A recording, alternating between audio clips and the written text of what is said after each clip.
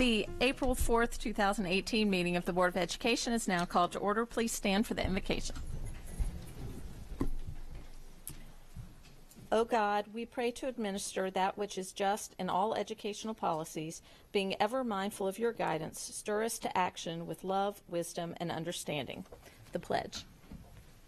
Pledge allegiance to the flag of the United States of America and to the republic for which it stands, one nation, under God, indivisible, with liberty and justice for all.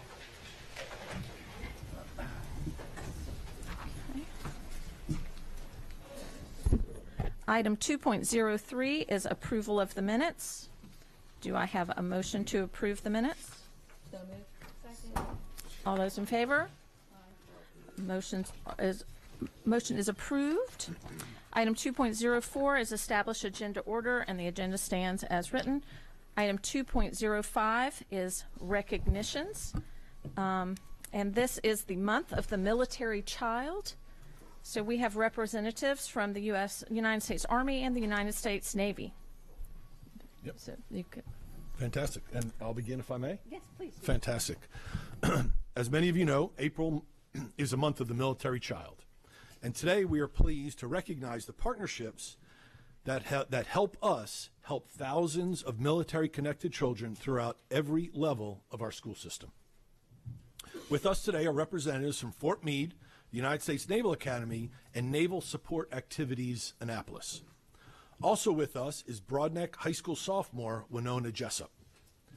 They are going to offer brief remarks in a minute, but I'd like to highlight just a few of the things, a few of the highlights of our work in this area. First, as we seek to elevate all students and eliminate all gaps, we need to recognize that military-connected children are a unique population with unique needs. They face things other students do not, most notably, frequent transitions between schools. Their ability to adapt to present and future changes deserves our respect and admiration. We are privileged to work on a regular basis with school liaisons from both the Army and the Navy, and we seek to support these students. For example, Fort Meade is the nation's platform for intelligence, information, and cyber operations. The base is participating as a partner in the new AACPS cyber curriculum through a DODEA grant. MIDS for Kids is the largest service project at the Naval Academy, with hundreds of midshipmen participating in our elementary and middle schools each semester and volunteer hours totaling in the thousands. The Saturday Scholars Program is a 6-week tutoring initiative hosted twice a year with service members helping students in grades 2 through 5. The Partners in Education program helps military units adopt an area school for a variety of volunteer opportunities. NSA Annapolis is currently working with our student leaders in Crask on an initiative to develop ways to welcome military-connected students who are new to AACPS. We are proud to partner with the Army and Navy on these many and other ventures. I'd like to ask representatives from both branches of the military to come forward now and say a few words.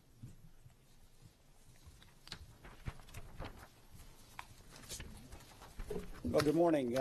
Superintendent Dr.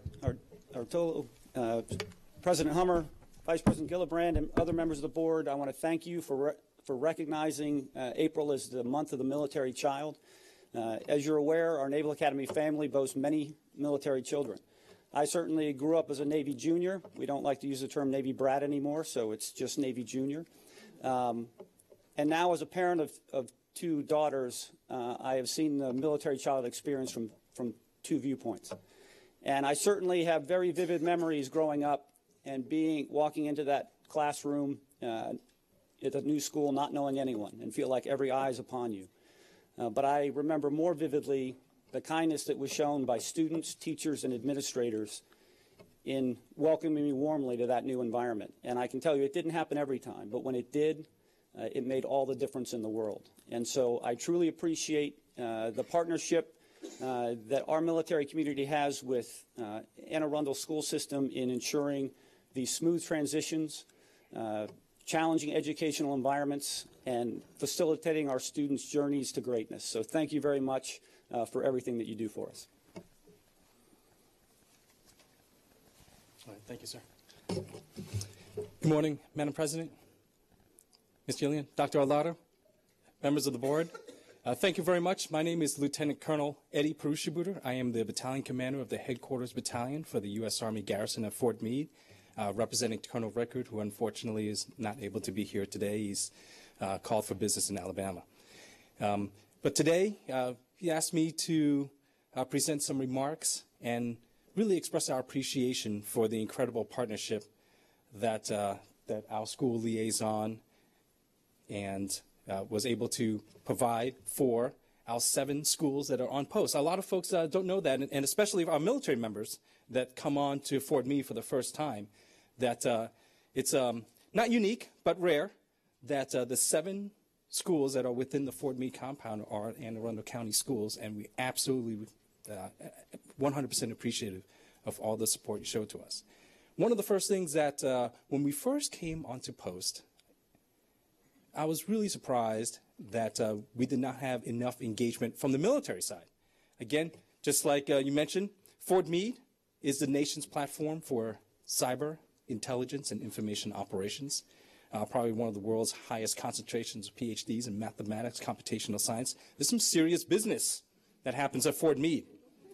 And it's just astounding me that within walking distance, we should be absolutely supporting in a more direct fashion, within walking distance, the schools on post.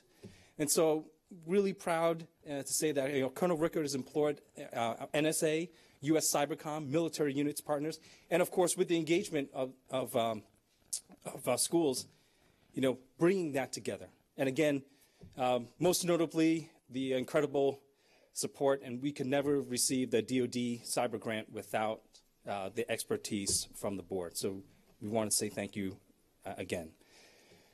Last but certainly not least, I get the distinct pleasure of introducing one of our Fort Meade youth. Again, Ms. Wyona Jessup is a sophomore. It's our Fort Meade Youth of the Year. Just like Captain has said, and myself, again, I'm a father of 3 children, 7 moves in 21 years of service, 4 of those with my young family members. It's difficult every time. The military brochure says, the moves is going to be an exciting and wonderful experience. It's not. Okay?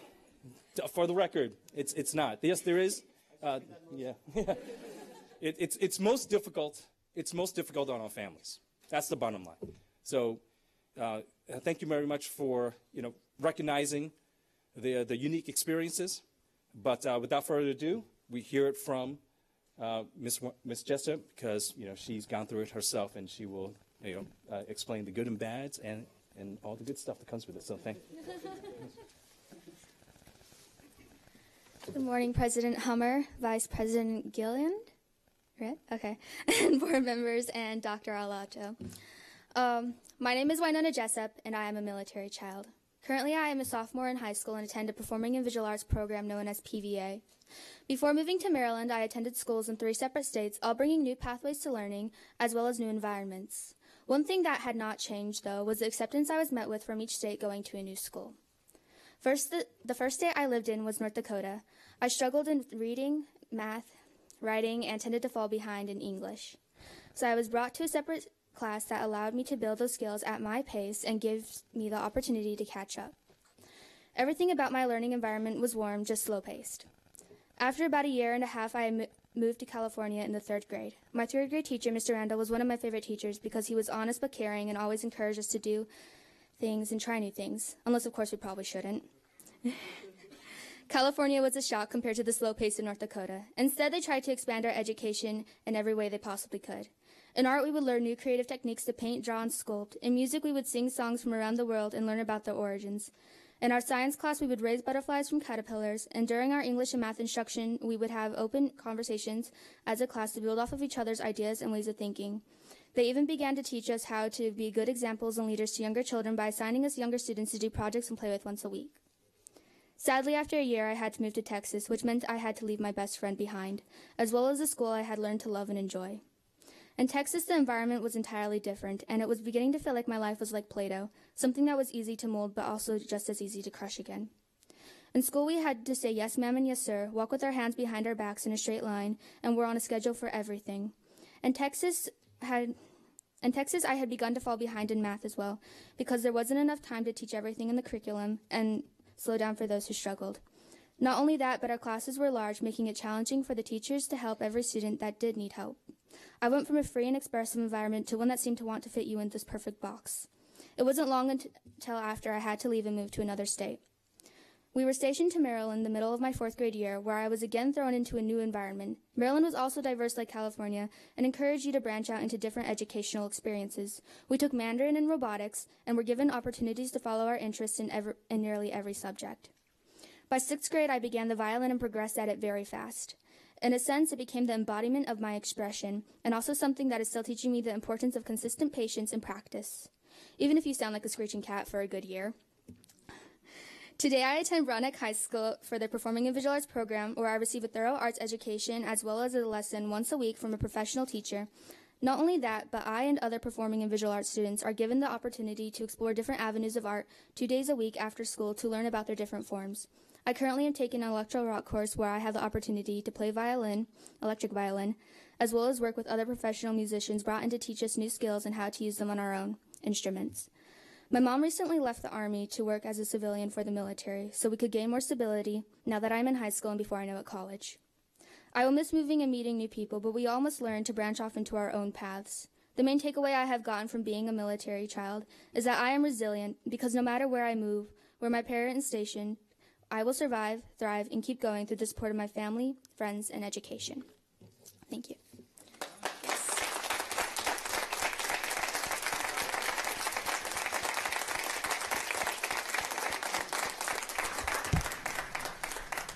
Thank you all so much. I know our liaisons are staying in the back. Would you come to the microphones and introduce yourself so our board and the public know who you are? Because many of our board meetings do so much work behind the scenes. Would you just come and introduce yourselves, please? Good morning. Carol Chavani, NSA Annapolis, School Liaison. Sarah Bonise, School Liaison, Fort Meade. Tashina Andra, School Liaison, Fort Meade.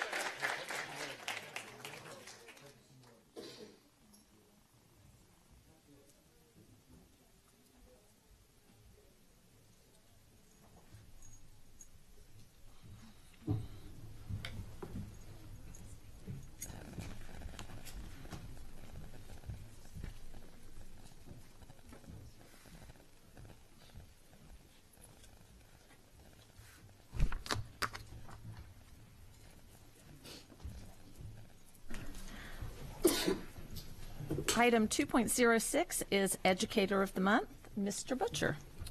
Thank you. Since the 1970s, the Autism Society has been celebrating April as National Autism Awareness Month to highlight the growing need for awareness and acceptance of autism. The United States recognizes April as a special opportunity to educate the public about autism and issues within the autism community. So what better month to honor an educator in our school system who is a dedicated teacher and the department chairperson of alternate curriculum classroom at Severna Park High School. The alternate curriculum classroom is designed for students with moderate to severe disabilities who are not able to assess the core general education curriculum without significant modifications. As department chair of ACC, Cheryl Vineyard provides these modifications, and the results are student success. She differentiates instructions for her students using prompt hierarchy as needed and fades prompts as her students master objectives. She made sure staff members are updated on behavioral plans, the latest teaching methods, and technology. She works with challenging behaviors and initiates plans to safeguard students. Cheryl provides structure in the classroom while at the same time showing empathy and care to every student. Through Cheryl's efforts, her students can transition into the community as independent adults. Ms. Vineyard maintains good relationships with the administration, other teachers, teaching assistants, and temporary support assistants. She always makes her staff aware of changes in protocol and makes each and every support person feel they are a valued addition to the ACC program. She always conducts herself in a professional manner while conducting IEP and autism waiver meetings. She reviews data, brainstorms with staff, and implements changes to help students be successful. She initiated an awards program for seniors, and she honors every student in the ACC program. Ms. Vineyard reaches out in the community and maintains good relationships with local businesses that offer services to her students. Some students have even gone on to having paid positions in the community. She encourages all of her students to be involved in the Unified Sports Program, which is a fast-growing initiative that brings people with and without intellectual disabilities together on the same team to compete. Cheryl Vineyard, in your leadership role at Severna Park High School, you always look for the strengths in each student and you challenge them to achieve as much independence as possible. You richly deserve this award for all your efforts and dedication to your students, and the Board of Education is honored to recognize the Educator of the Month for March 2018? Congratulations.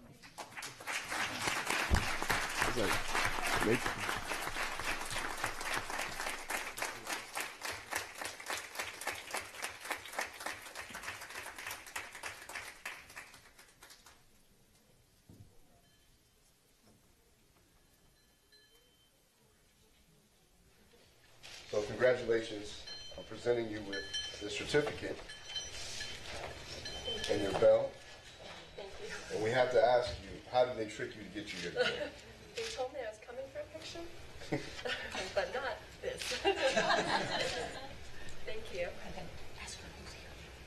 It's my first time doing this. No problem. Great.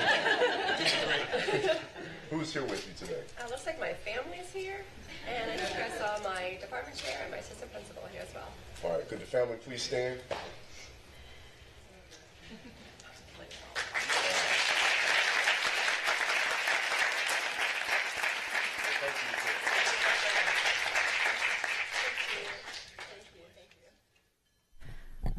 And families, stick around, and we're going to take pictures in just a couple minutes. So, item 2.07 is Employee of the Month. Ms. Sasso.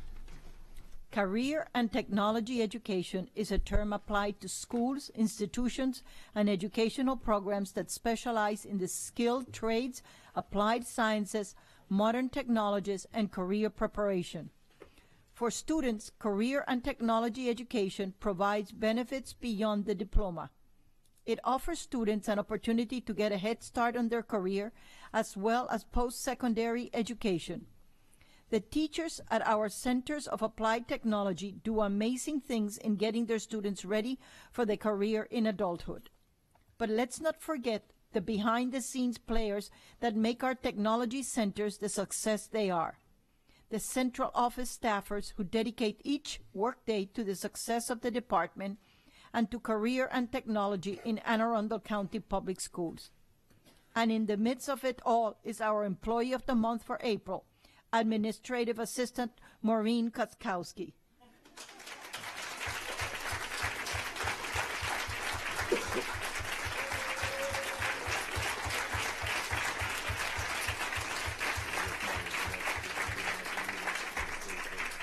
Maureen arrives each morning with a smile and readiness to take on whatever the day may bring.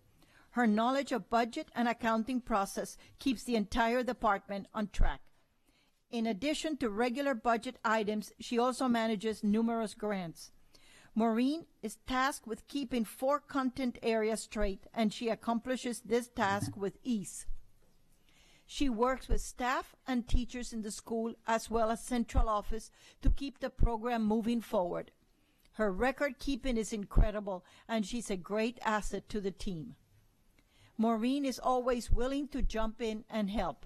She can be approached anytime with a question or a need, and she willingly does what she can to assist. Her eagerness to help extends to others outside of the department as well.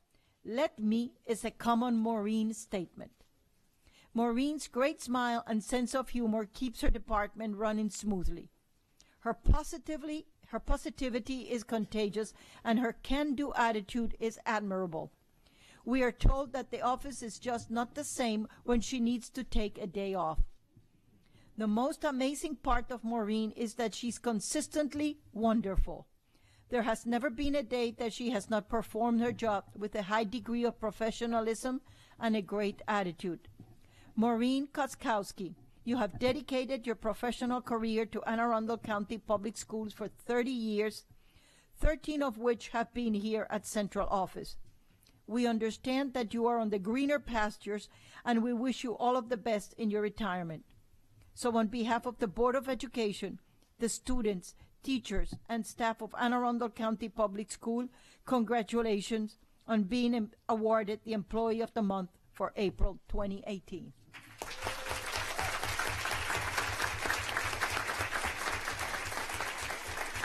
Can you please come forward?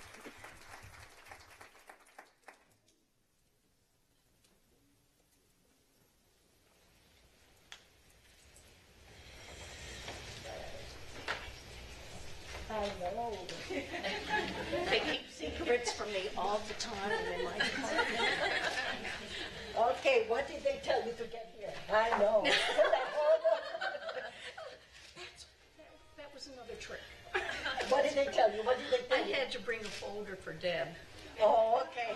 So now maybe you can have Deb pay for it somehow. There it is. Yes. I'll get her. What family's here for you?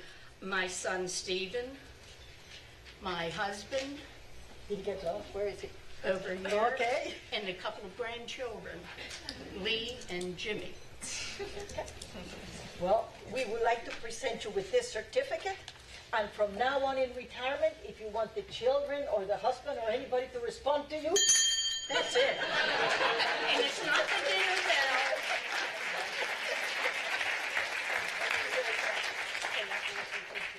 Thank you. Thank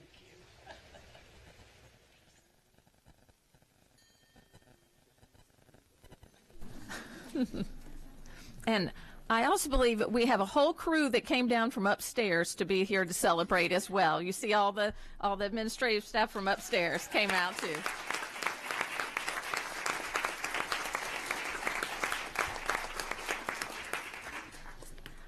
Item 2.08 is Volunteer of the Month. Ms. Cole.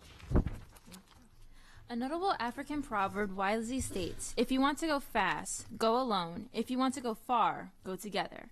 Our esteemed Volunteer of the Month, Mr. Bruce Saylor, has shown his understanding of this concept by constantly supporting the Center of Applied Technology South and its goal of increasing business partners, promoting students' certification, and ensuring that students practice employability skills.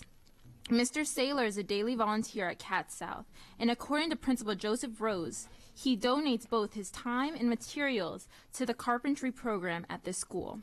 Mr. Rose also shared that Mr. Saylor measures himself to a high standard and works with students individually for extra support, offering assistance with class project, new instructional skills, and creative design. Mrs. Rosaria Jablonski, Department Chair of Construction Trades, echoes Mr. Rose's commendations of Mr. Saylor as she states, students listen to his gentle advice and they watch him carefully as he demonstrates the construction skills that have been taught in the classroom. As owner and chief operator of the construction business, Mr. Saylor models career readiness and employability skills with the students of Cat South by constantly punctual, making connections between industry and instruction, supporting experiential learning and student projects, and maintaining a positive, encouraging, and professional attitude. Principal Rose has observed that Mr. Saylor provides direct evidence of the importance of program certifications and how students can excel in real world of life after high school. In addition to the wealth of support that Mr. Saylor continuously provides to Cat South students and classes, he also collaborated with his son and other family members to design a courtyard and support the Cat South School Beautification Project. School leaders have called Mr. Saylor's value of scholarship and service contagious, and they agree that his selfless time and patience dedicated to the students is above and beyond the call of volunteer. Mr. Jim, a career and technology education teacher who has worked closely with Mr. Saylor, has illustrated the impact of his service with powerful statements. Bruce has a way with our kids, lending compassion and making each of them feel as they are the most important person in the room. He truly makes a difference at the center of Applied Technology South and in the lives of our students. Mr. Saylor, we thank you for your constant commitment and dedication to the students, staff, and school community of Center of Applied Technology South. It is because of the dedicated volunteers like you that our students can go far. For your presence and support are a constant reminder that they have never go alone. Would you please come forward, and we'd be pleased to honor you with our Volunteer of the Month.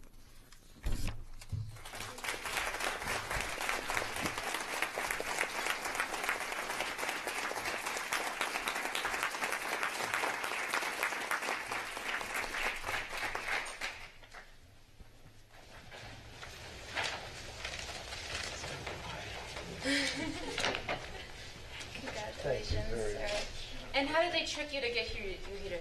Well, apparently we're getting a new planer. We are still getting a planer, right? Yes, they told me I had to tell them about the program and the tools we need. We need tools. Thank you, Mr. Rose. That's how they got me. And who came here? Well, I have my beautiful wife and my two wonderful children, and they went through the program also, which has inspired me to volunteer. And it's a lot of fun. The kids are great, the staff is wonderful. I'm sure. Well, we'd like to thank you, and I have the honor of giving you this bell and this certificate, and I would like for you and your family to stay after and take some pictures. Oh, absolutely. Thank you. Thank you.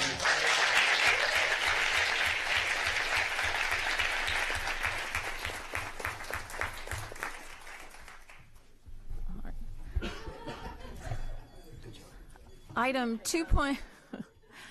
2.09 is school and community highlights. Does anyone?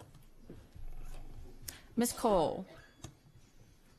I was able to attend the debate for a future student member of the board, and I was very impressed by the three candidates, and I can say that the reputation of this position will not only be upheld, but even lifted possibly. So. Mr. Reinhardt. Thank you, Madam President.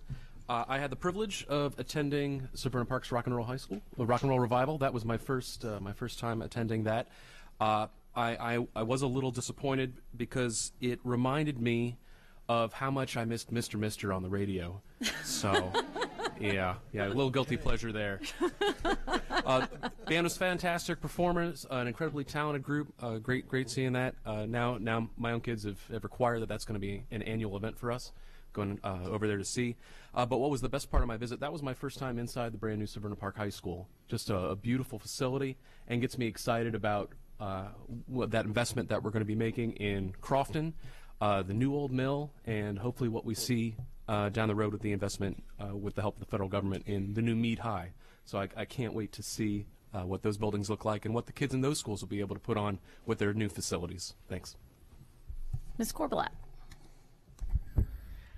I just want to highlight something happening in the community at noon. We're not going to be able to go because we're up here, but it is the 50th anniversary of the death of Martin Luther King. And there's a celebration going on down by the Arundel Center at noon, I guess, today. And I'll just leave you all with one of my favorite MLK quotes, that our lives begin to end the day we become silent about things that matter.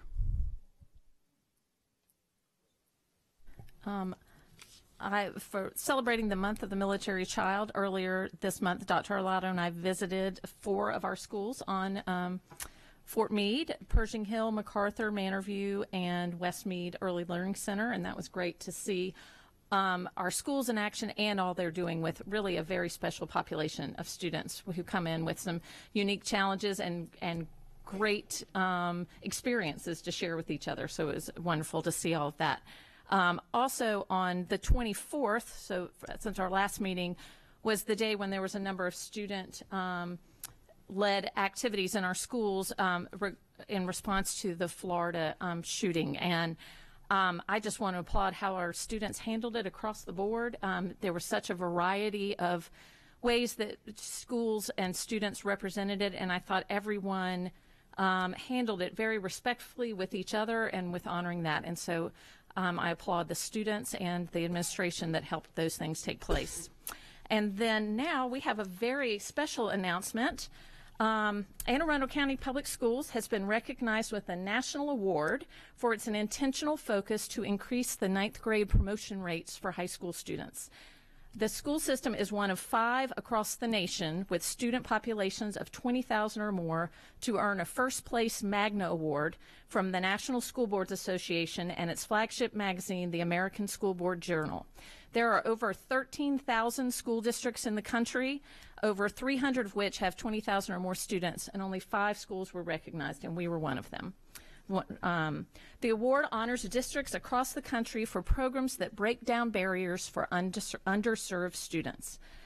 This is work that is done behind the scenes with a quiet but determined and passionate focus on meeting each individual student where they are, says Superintendent George Arlotto.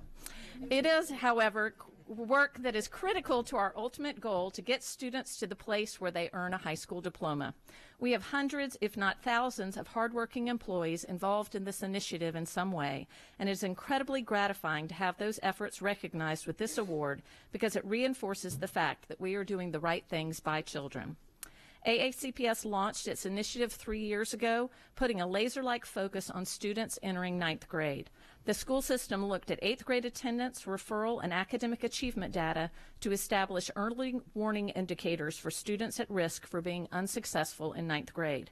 That examination found that students on the indicator list were disproportionately poor and from African American or Hispanic backgrounds. AACPS implemented and enhanced strategies to provide differentiated supports based on student need. It also redesigned meetings of high school principals to help create and augment structures necessary to support all students. These structures continue to build leadership capacity and strengthen partnerships with central office staff members. As the 2016-2017 school year got underway, AACPS identified nearly 1,600 incoming freshmen across 12 comprehensive high schools, and also Chesapeake Science Point, the Phoenix Academy, and Mary Moss at J. Albert Adams Academy. Through the work of the intentional focus, nearly 86% of them entered this school year as sophomores. System-wide, nearly 96% of all 9th graders last year earned promotions to 10th grade, putting them on a more solid path to graduation. These Magna Awards winning districts are examples of how public schools all over the country are making sure each of their students gets the support and services they need to succeed in school and life, says Thomas Gensel, National School Boards Association Executive Director and CEO, on announcing the winners. All 18 winners are found in the April issue of the American School Board Journal, and members of the board and Dr. Arlotto will be going to the National School Board Association convention this weekend, and where we will be awarded there on the national stage. So we're very proud of this and very proud of our team who's been putting this in place and the hard work that they've been doing.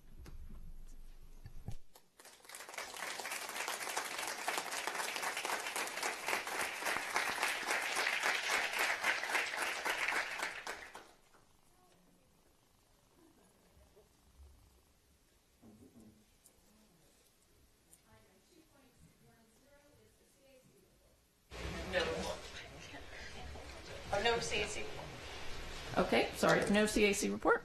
Item 2.11 is the PTA report. Hello, guys. I'm very unpersonable here. I would first like to thank all of our military families for their service because they're amazing. Without them, I don't know, we could say a lot of things, right? I have several announcements as we're closing up the PTA school year. We have Founders Day on April 20th at the BWI Airport. And we also have extended the deadline for submitting forms to April 13th. The forms are online, and also if you contact us, we can email you the forms and you can submit them. We also have, if you're not attending, we also have forms for Volunteer of the Year, and also other President of the PTA award. So you can nominate your officers for one of those awards. Also, Maryland PTA has sent a compliance letter to all of our Anne Arundel County PTA schools, asking them to please send any forms that are missing. And of course, if they need any help, they can contact us at Anne Arundel County PTA or the Maryland PTA. You can email us or call us, and we will try to help you get up to date. Because once you don't comply, you lose your status, and it's harder to retrieve your PTA status. So we're trying to get ahead of it before it gets bad. We also have a very important meeting next week on April 10th is our election meeting. We do have several people running for our positions that are open, so I'm very happy that people stood up to the plate to help us out, as I believe the PTA is doing a wonderful job in the schools, and we always need that extra help and support. So our meeting is at 5:30 to 6:30. If anybody's still interested in any of these positions, we do have president, vice president, we have treasurer, and I believe reflection chair. If you're interested, you can email me and at president@AACCPTA.org, or you can come to our meeting on April 10th and submit your name to voting. And just one last thing, I would like to congratulate our scholarship winners. We had two. Maya Whitley from Annapolis High School. She was awarded the Phoebe Apperson Hartz Scholarship, and Jessica Thompson from Southern High School awarded the Kenneth Lawson Scholarship. And they will both be honored at their schools and given their awards that day as well in front of their schools. So thank you very much. Thank you, Ms. Holler. All right, item 2.10 is the PIAC report with the Parent Involvement Advisory Council.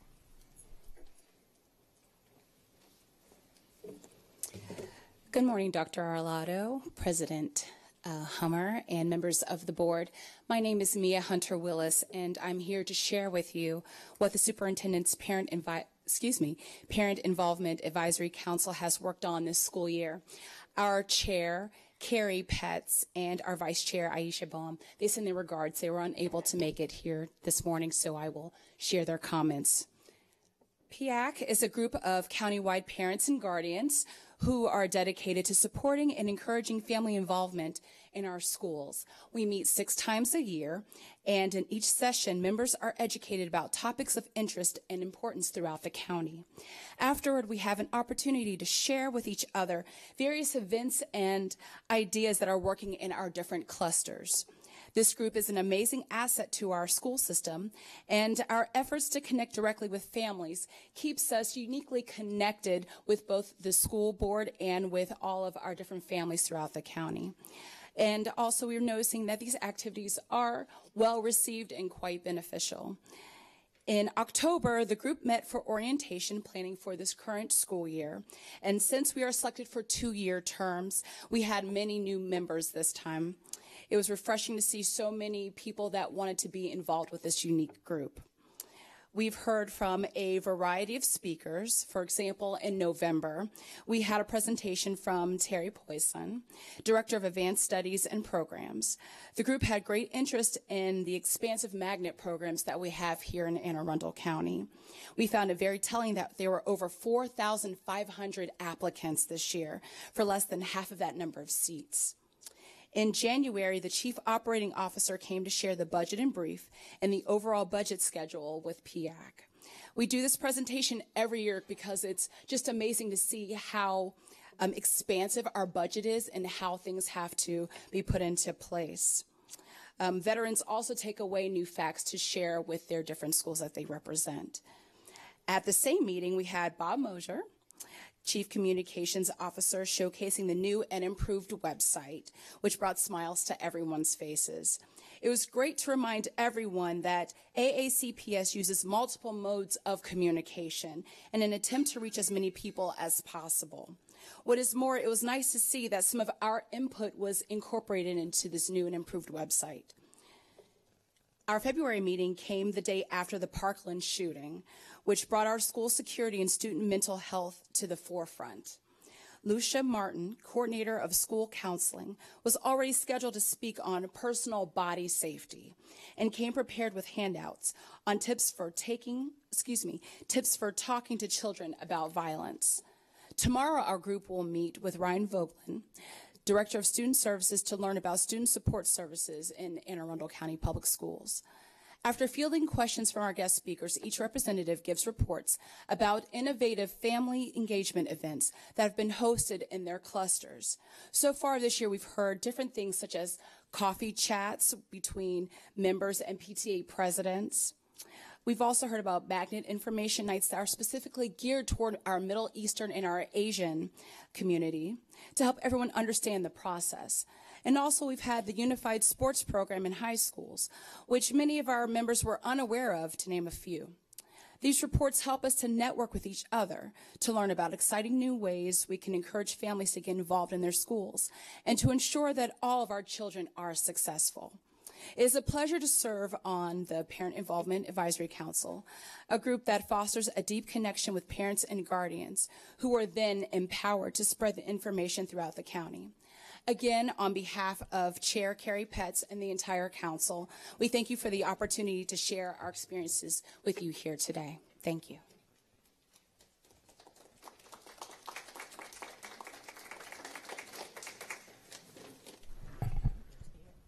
Connor, is Crass speaking this morning? Yes. I'm sorry. Come on up.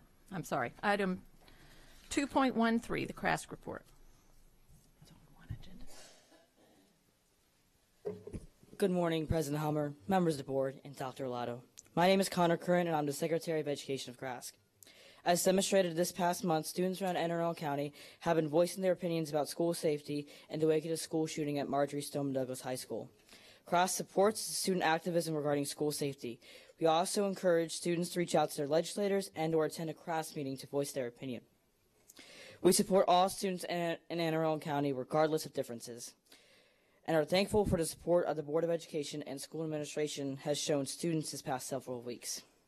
In addition, we are very pleased to hear about the $15 million in school security upgrades that have been proposed. The addition of SROs, lock upgrades, and double-door security systems will reduce the anxiety some students are feeling. Cross is hopeful that the County Council will fund these necessary upgrades. As you know, Cross has announced that Coleman Campbell, Emily Kissinger, and Josie Rea have been selected as the 3 finalists for the 2018-19 Student Member of the Board of Education. Our debate between the finalists was held last Wednesday evening. This mob election will take place on Thursday, April 19th. Best of luck to the candidates. The Great Mills High School tragedy struck in our backyard. Once again, to say that we're offering our condolences is simply not enough. That same week, many of AACPS's students participated in the March for Our Lives events in Washington, D.C. and Annapolis. As our hearts go out to the entire Great Mills school community, Cross is also proud of how our students are using their voices to speak out for change. Finally, this past Monday, several Cross members attended a school safety forum in Annapolis. This event was organized by the Maryland Association of Student Councils. Students had the opportunity to speak to delegates and senators from Maryland about our school safety concerns. I continue to be honored to have the opportunity to represent students of Anne Arundel County. Thank you. Thank you, Connor. We will now take a brief recess to have pictures taken with our recognees of the month. So please head on out to the lobby.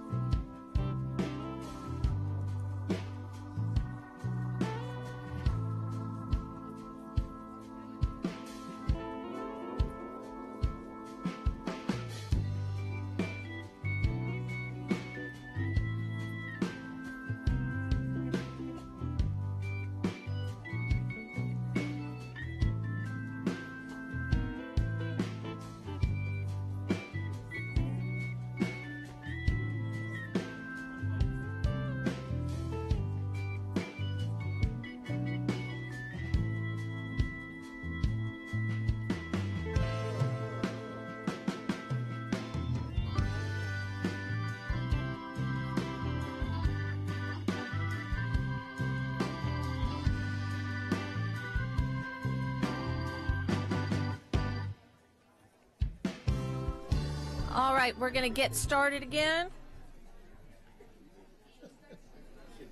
All right. Next will be public comment. Anyone wishing to speak on an item not on today's agenda may offer testimony during this public comment portion of the meeting.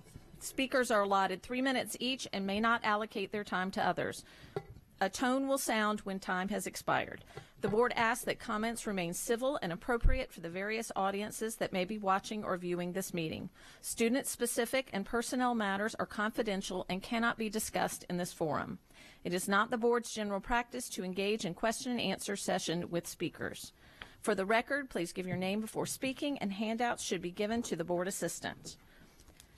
Adelia Davis, Sarah Davis, Lillian Davis.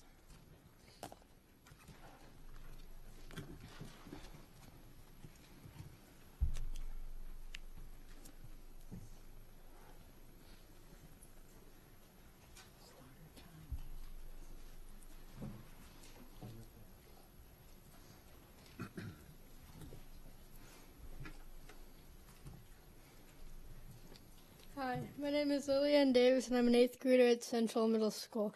I have dyslexia. Although I have testified at Annapolis and here, Anne Arundel County Public Schools continues to deny my dyslexia and providing me with any interventions for them. AACPS spent over $30,000 to take me and my family to due process to deny the $300 evaluations that denied my dyslexia. There are too many kids like me that are falling through the cracks. Please change this and provide the right kind of teaching to children like me so we can pursue a brighter future. Thank you.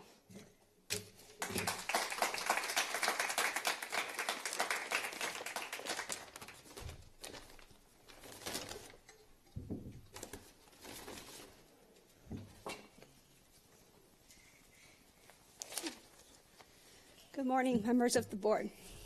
After 20 years of military service, my husband has been issued a new pair of desert combat boots. And on Easter, he left to go to combat training. Today, he was dropped off in a field under simulated hostile fire, and he is preparing to go over to the Middle East, where he will fight to defend the rights that we enjoy here today. He will be working with people who are wounded and providing them the medical care for the soldiers who have given much for their country. And while he is fighting to defend our country, we will be fighting our own fight here. We will be fighting for the very rights he is defending, for our children to receive the quality education that they need and deserve.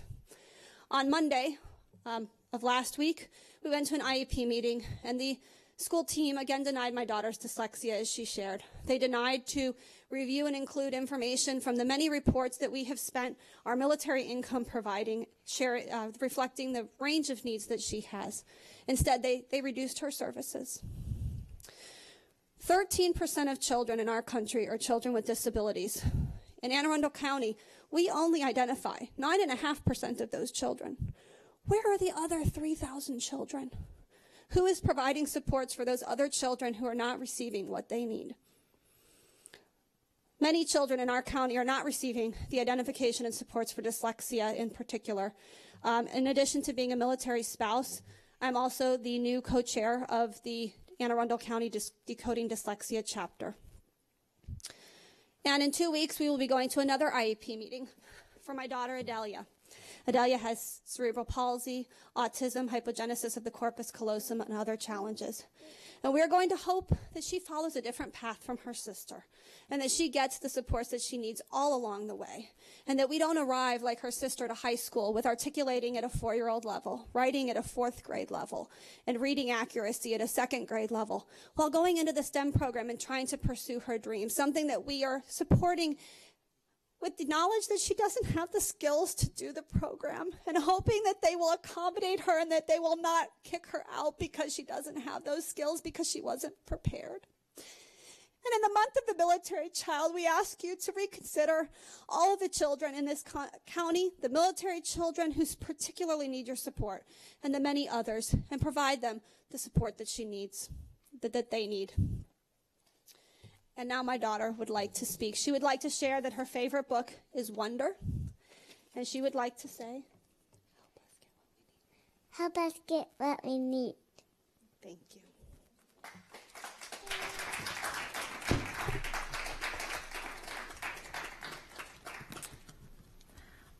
Next will be Mike Shea, Randy Williams, John Earl, Scout Earl Smith, Pilot Earl Smith, and Jet Earl Smith.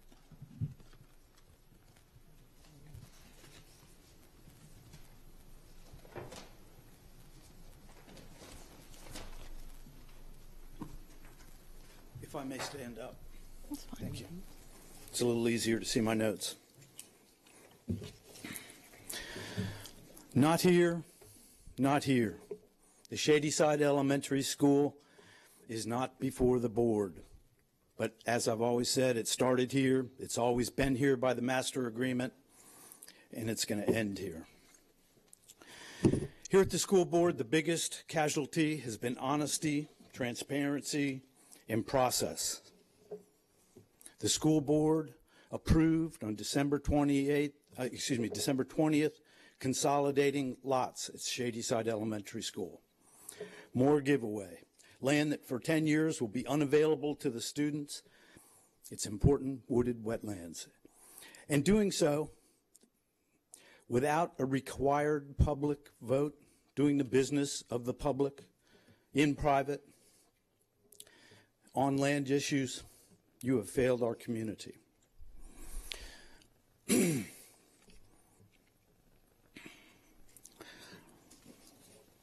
Milestone was thrown out of Prince George's County for process and transparency, and now this school board has adopted the Milestone ways. You need to make amends. And Terry, you should not be taking Milestone money. You should be recusing yourself. You need to personally make amends. And the board needs to accept the responsibility and actions of your staff. You need to take the votes as promised. You need to follow your own guidelines, and you need to do the business of the public in public. I will share with you one email from our Maryland Public Information Act, from your senior manager of planning to Matt Penning, Milestone Communications. The good news is the board will approve offline instead of an open meeting. The business of the public needs to be done in public, and I don't know who your attorney is that advised you otherwise. Thank you. Mr. Gilliland. Mr. Shea, I respect you because you've put your name on the line as a candidate. Many, many times you've put your name on the ballot unsuccessfully, but I respect the fact that you've done that. What I would just say to you is, I don't know that this is the place to campaign grandstand. I've been here before. I know. Well, you've been running for years, and you've had an open campaign account for years. Not since 2010. And your campaign account has been open. And what I would just say to you is, you want to have a debate, I'll have a debate with you, but this is not the place that I'm going to have a debate with you. You've taken the money, Terry. All right.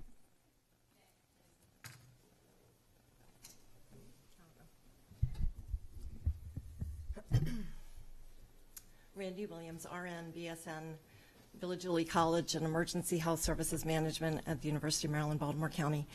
When you research the World Health Organization on the concept of health promotion, you find this question: what is a health promoting school?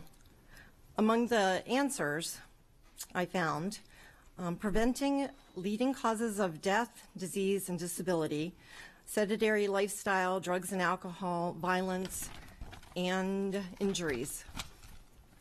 When you think of wellness, you must first think of prevention and the science we share that we share with the students in each classroom.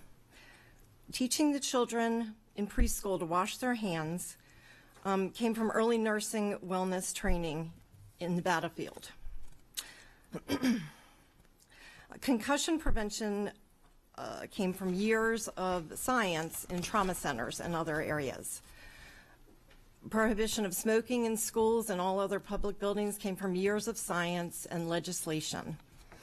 Acting as a business, accepting money to install cell towers at schools undermines promotion of an environment of wellness for the children and staff in Anne Arundel County.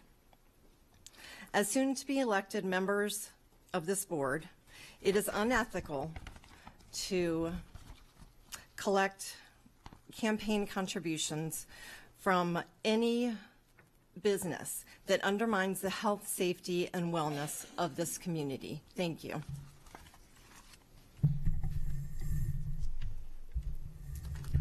My name is Jetta Earl Smith. I live in Shadyside, and you're going to build a cell tower across the street from my house.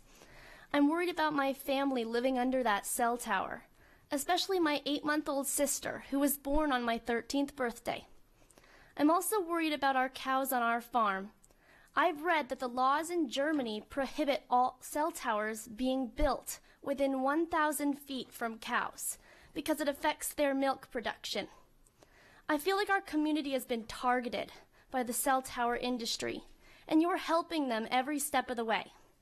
At least one of you has taken cell tower money, and others have personally taken actions that assist the cell tower company to help them get this tower built. I feel powerless, and I don't feel safe with you as the board. I don't think you're really looking out for the community's best interests. Thank you.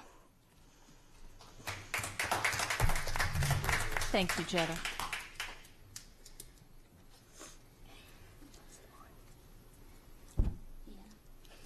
I just read the findings from a 3-day scientific review of a $25 million national toxicology program study done for the FDA. In case you don't know, the National Toxicology Program evaluates hazardous substances and does chemical safety testing to give scientific information that is used to form U.S. public health policy.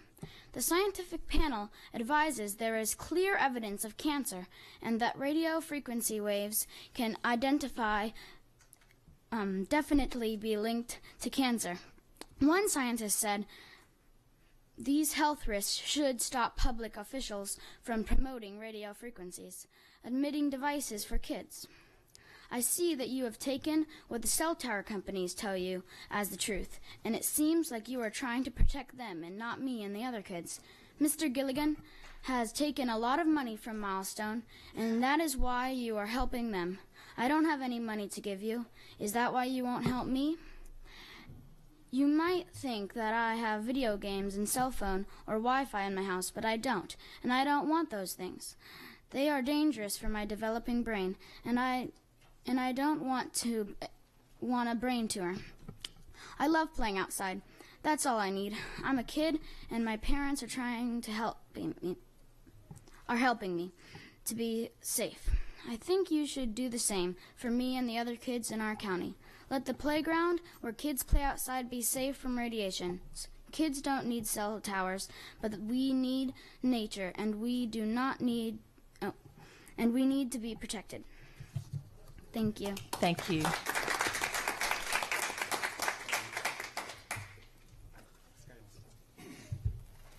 my name is Scout, 6 years old, and I don't want you to put up the cell phone tower. It will hurt my family, my farm, and all the animals. I have 2 cows, 3 goats. One of them is a baby goat, and one's going to be born. And I have 5 cats, 2 cows, 1 dog. I used to have like 15 chickens or something. And we have 8 people in our family. Thank you. Thank you, Scout.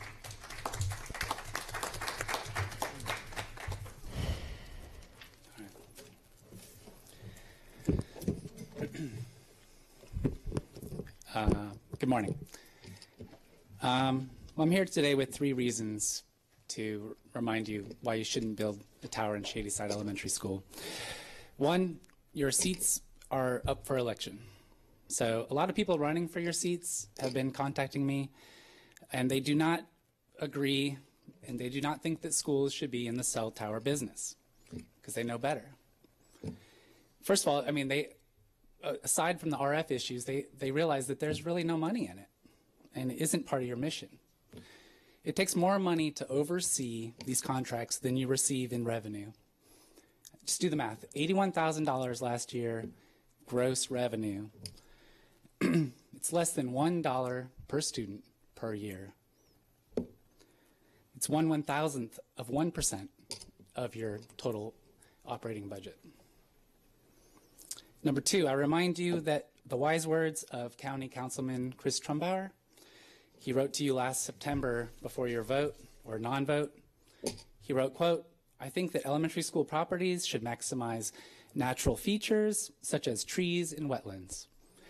A growing body of research suggests that access to nature has a positive effect on mental health and can reduce stress. I don't believe cell towers provide any tangible benefit to elementary schools. Please think about the overall impacts to school property and the students who spend so much of their days at those facilities. I urge you to reconsider policy to prohibit telecommunication towers on elementary schools," end quote. And three, I have to bring up again the issue of honesty, transparency, and process. Gilliland taking money from Milestone is obviously one point. But two is the communications that I've been reading between your representatives and the cell tower companies are considering, regarding the lot consolidation, for example, your representative wrote, quote, "Good news. The board will approve offline instead of open meeting. If I can get it all before December 20, I can get it to them." And the cell tower company Milestone replies, "That is good news. We will work to get it to you ASAP." Our group has standing, and we are standing up for our community. I implore you to reconsider your position on this issue. And Stacy, I loved your Martin Luther King quote today, and I feel like it applies completely to what we're trying to do here. So thank you for that.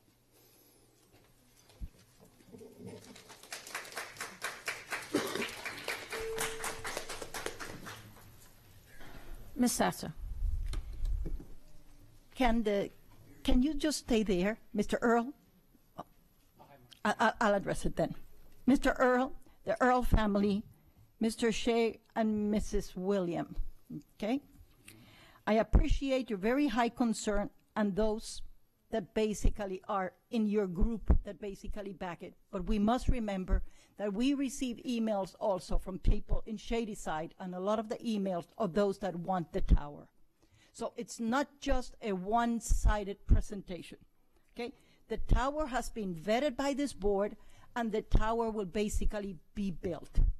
So, therefore, in view of this fact, I do suggest that basically you gear your attitudes towards something else, because one of the things that really bother me is for you people to stand here and basically attack one of our board members, Mr. Gilligan, when basically the money that was given to his campaign came after the fact that this has been voted by the board, and he decided then to run for the campaign, and Milestone contributed the money. That has nothing to do with basically this tower going into Shadyside. So I don't think that publicly you should accuse one of us of something that has happened after the fact. Okay. Sorry you take offense to, I would consider it constructive criticism. And I think what we're trying to do is to just make you aware that 1,000 people might want something, doesn't mean it's right, okay? But that's why there is a board that basically 8 of us have an option to vote. Right. And as you know, 8 were in favor, 1 was not. Okay. We're not going to debate back and forth to have. So, Well, Mr. Butcher. Yes, the only thing I wanted to say is that obviously this is something that took place before I got on the board. But when we have, and I know the policy generally is that we don't comment, but I think it may be appropriate because at least the meetings that I've been here, this has come up. So whether it's this meeting or next meeting, which I assume that you're going to be at as well, it would be nice to just get a rundown publicly when we have individuals that are accusing the board of not acting in the best interest of the community. It's my 2 cents. All right, that next batch, Lisa Van Buskirk, Jean Sohm, Dana Schalheim, Carmen Skarlupka, Allison Shelton, and Chloe Vargason.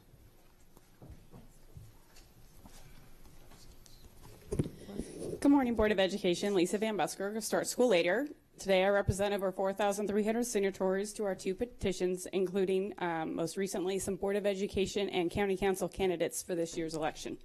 Since 7 out of 9 of you were not on the board in 2014 when the school start time and the school start and dismissal times task force reported to you, I'm going to read a couple of pages from the website. The AACPS task force believes that adolescent students need at least 8.5 hours of sleep each night to function at their peak. As an aside, only 21% of Anne Arundel County's high school students get 8 hours of sleep. Nationally, only 10% get 9 hours. So how many get 8.5 is somewhere between 10 and 20%. That exact information is not available to the public. Continuing on the website, as a school system, Anne Arundel County is responsible for creating a safe and healthy learning environment for all students. Increasingly, research shows that an essential component of ensuring student health is providing opportunities for students to receive adequate sleep. It continues, sleep impacts every aspect of a child's mental and physical health. Research suggests that inadequate sleep can lead to shortened attention spans, obesity, increased illness, and sports injuries. In 2014, Dr. Carla Wallstrom, the director of the Center of Applied Research and Education Improvement at the University of Minnesota, conducted a 3-year study across 3 states to examine the impact of later high school start times on health and academic performance. The findings from this report show the dramatic impact that sleep can have on students' mental and physical health. Specifically, the study found that adolescents getting less than 8 hours of sleep reported higher symptoms of depression, increased use of caffeine, increased instances of drowsy driving, increased risk-taking behavior, including substance abuse. The study also found that starting high school later positively correlated with increased performances on tests, increased attendance rates, decreased tardiness, and a decrease in the number of car crashes for teen drivers. The U.S. Army, as we celebrate the military relationship, the U.S. Army identifies 3 pillars of health: nutrition, exercise, and sleep.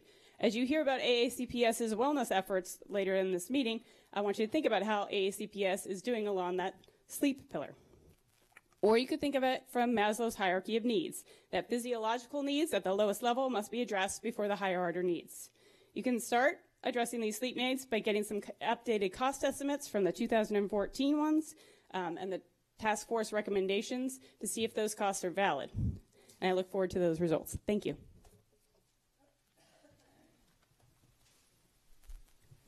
Good morning. Thank you for your time. My name is Jeannie Sohm, and I'm a co-leader of Decoding Dyslexia in Anne Arundel County, and I'm also a member of the CCAC. I'm here to provide my support to the Davis family and express my concern that this is not this is a situation where there are other families that have slipped through the cracks as well. They're not being properly identified with dyslexia, and they're going on to have to go into schools such as the Summit, where they're actually found to have dyslexia. I recently testified in front of the Anne Arundel County delegates and received their unanimous support for HB 910, early screening and intervention. This bill requires screening for reading difficulties in kindergarten, pre-K kindergarten, and first grade. A screener is a brief assessment of early literacy skills that's highly predictive of later outcomes. These screeners identify students are at risk before negative outcomes of reading failure begin. This bill is currently being reviewed in the Senate, and we're hoping that it is passed. If it is not passed, we're asking that this Board of Education, that board members move forward with this early screening.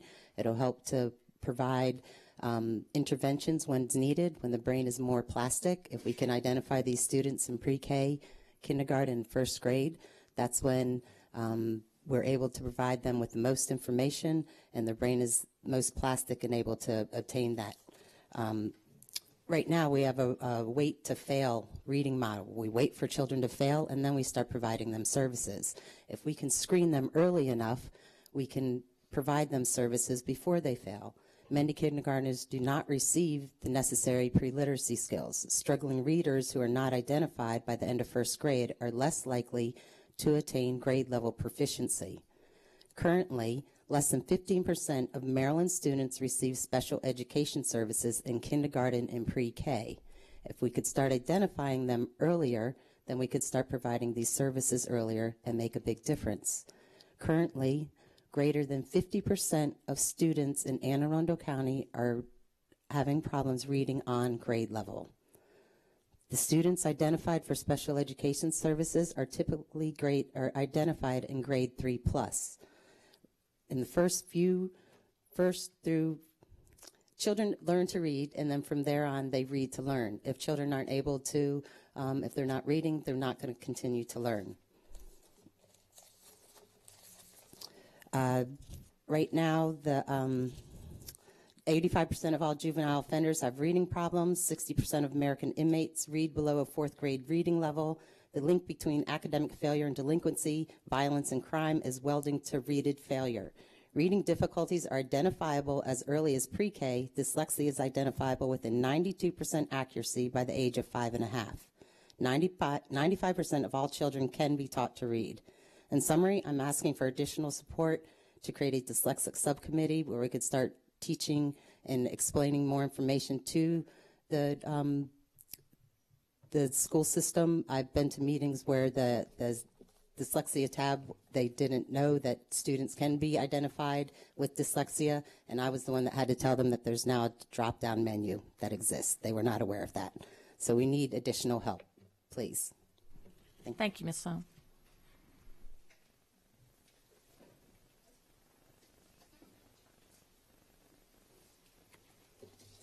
Good morning, members of the board. My name is Carmen Skarlupka.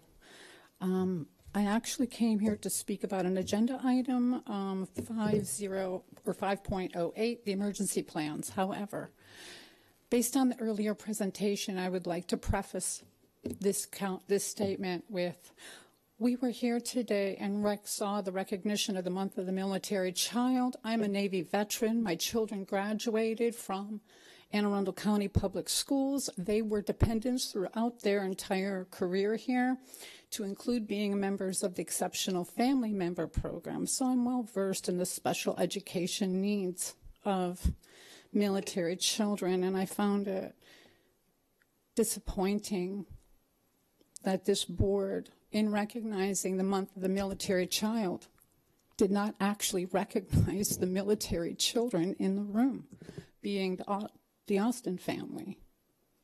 As a veteran, that's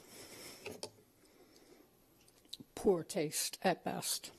Now, on to the emergency plans that are being revised. That's an agenda item, and you have to wait and speak on that one when we come to that on the agenda. Oh, okay. Well, wonderful. Okay. I'll take care of that then. Okay. So just as a precursor then, I'd like to follow up with the young man who spoke earlier, Connor, on Krask, and know that supporting these young people who are dealing with social and emotional needs following school shootings is our responsibility to take care of their mental and emotional health. And I see we're going to have a presentation on that as well. So I implore you and urge you, please consider what is going on with our children, whether or not there is any active shooter events here in this school district. It doesn't mean they're not being impacted. So please. Thank you so much. Thank you. Ms. Schallheim. Hi, good morning. I'm here as a parent, just for the record, and I'm Dana Schallheim, and I just wanted to say that I'm thrilled that HB 679, that was cross-filed as Senate Bill 729, that also had House Bill 553 at one point, to add 5 extra days to the school calendar, has passed unanimously the Senate, 132-6 in the House. So, and by all accounts, Governor Hogan's going to sign it. And when that happens, then we go back to our original conversation, which I'm thrilled to bits about. So I hope and I expect that you all will take up next year's calendar once that ink is dry on that bill.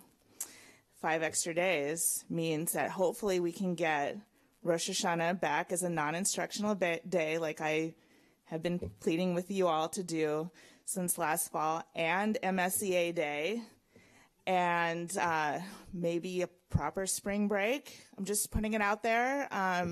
But obviously my priorities as a Jewish person raising a strong Jewish child, or trying to, a strong Jewish daughter, that I want my day back. I want Rosh Hashanah back as a non-instructional day next year and going forward, along with Yom Kippur, and I want MSEA Day to be standard, non-instructional.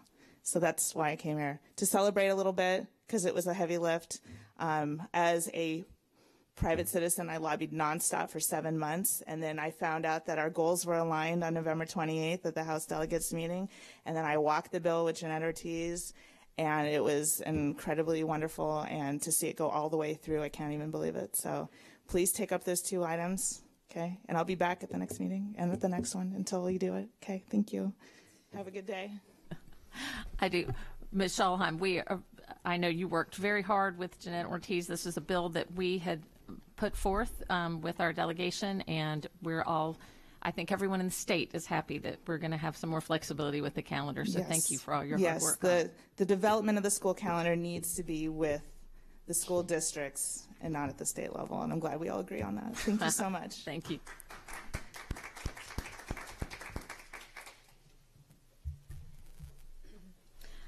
My name is Allie Shelton. I'm a student at Chesapeake High School. I've come here today to address school safety. After 2 months, there's little permanent safety measures in place for our schools. I am aware of the fact that extra SROs are to be put in middle schools, but what about the high schools?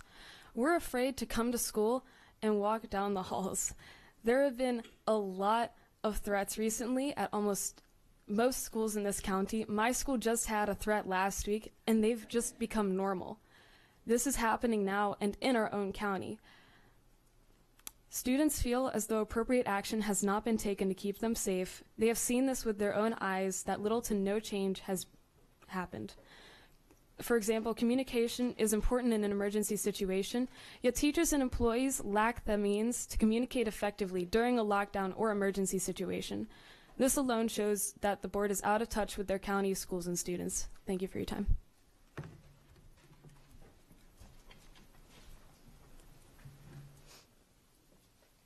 Hello, my name is Clay Vargson. I am a sophomore at Chesapeake Senior High, and today I am speaking along with Allison from the Axiom Club of Chesapeake High School.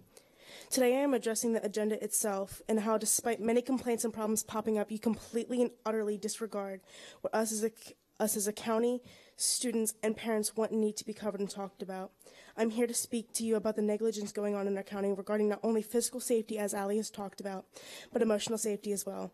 I'm going to talk to you about how I was bullied through most of my middle school years, and despite me going to administration multiple times over the 3 years I was there, the issue was never taken seriously or resolved. That was 5 years ago. Now bullying is a bigger issue. I'm an example, I am an example of how bullying can cause mental damage. I've had many issues with my mental state because of what happened to me in middle school. And here are some of my questions for you. What if I was your kid? What if your kid was coming home every day crying because someone said something about their weight? What if it was your kid who was needing hospitalization like many kids are experiencing? What if I was your kid being assaulted? What if it was your child's school that wasn't doing anything to protect your child? I'm sure if it was your kid experiencing what I have experienced and many other kids have experienced, you would do everything in your power. You would. As victims and activists supporting the movement to helping the bullying problem, had a zero tolerance policy the same as this county, I would not be standing in front of you. I can tell you that us as students and parents and activists have a zero tolerance policy for the complete lack of action taken by the board and school administration regarding the bullying issue in our schools. Thank you for your time. Ladies, would you do me a favor? Thank you, first of all, for coming forward and speaking as you have. This is wonderful. Would you do me a favor and meet with Dr. Kubik so she can get your specific information and talk about some of the issues that you guys have both been dealing with? Would you do that for me? Thank you.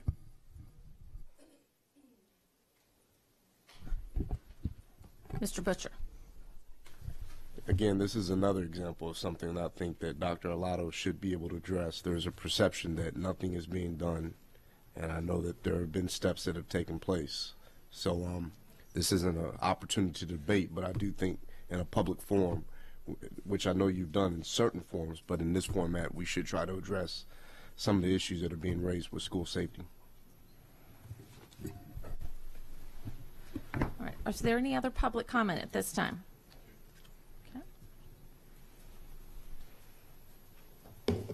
Hi, my name is Kevin Vasquez. I'm senior at Chesapeake High School.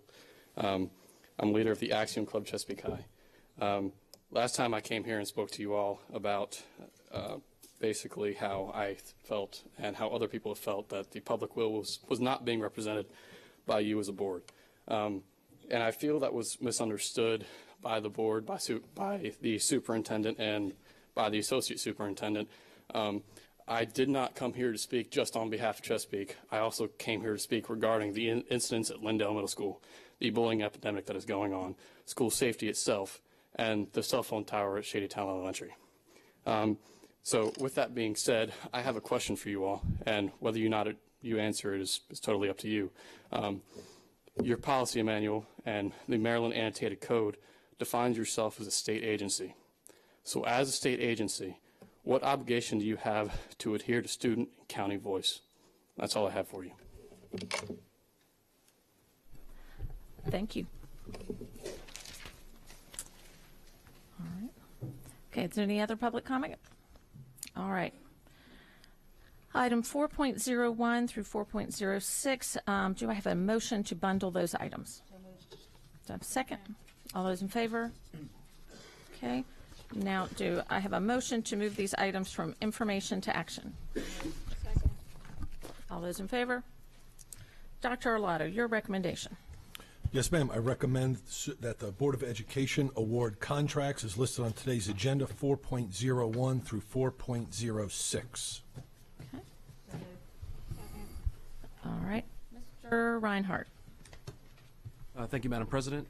I have two questions from the for agenda items 4.05 and 4.06.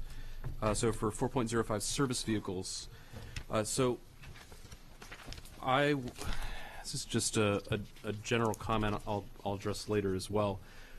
So for 4.05, we sent bids to 56 different, I'm assuming, dealers, and yet we only heard back from 3 for what would appear to be a home run contract opportunity for not only dealers in Anne Arundel, but the region at large.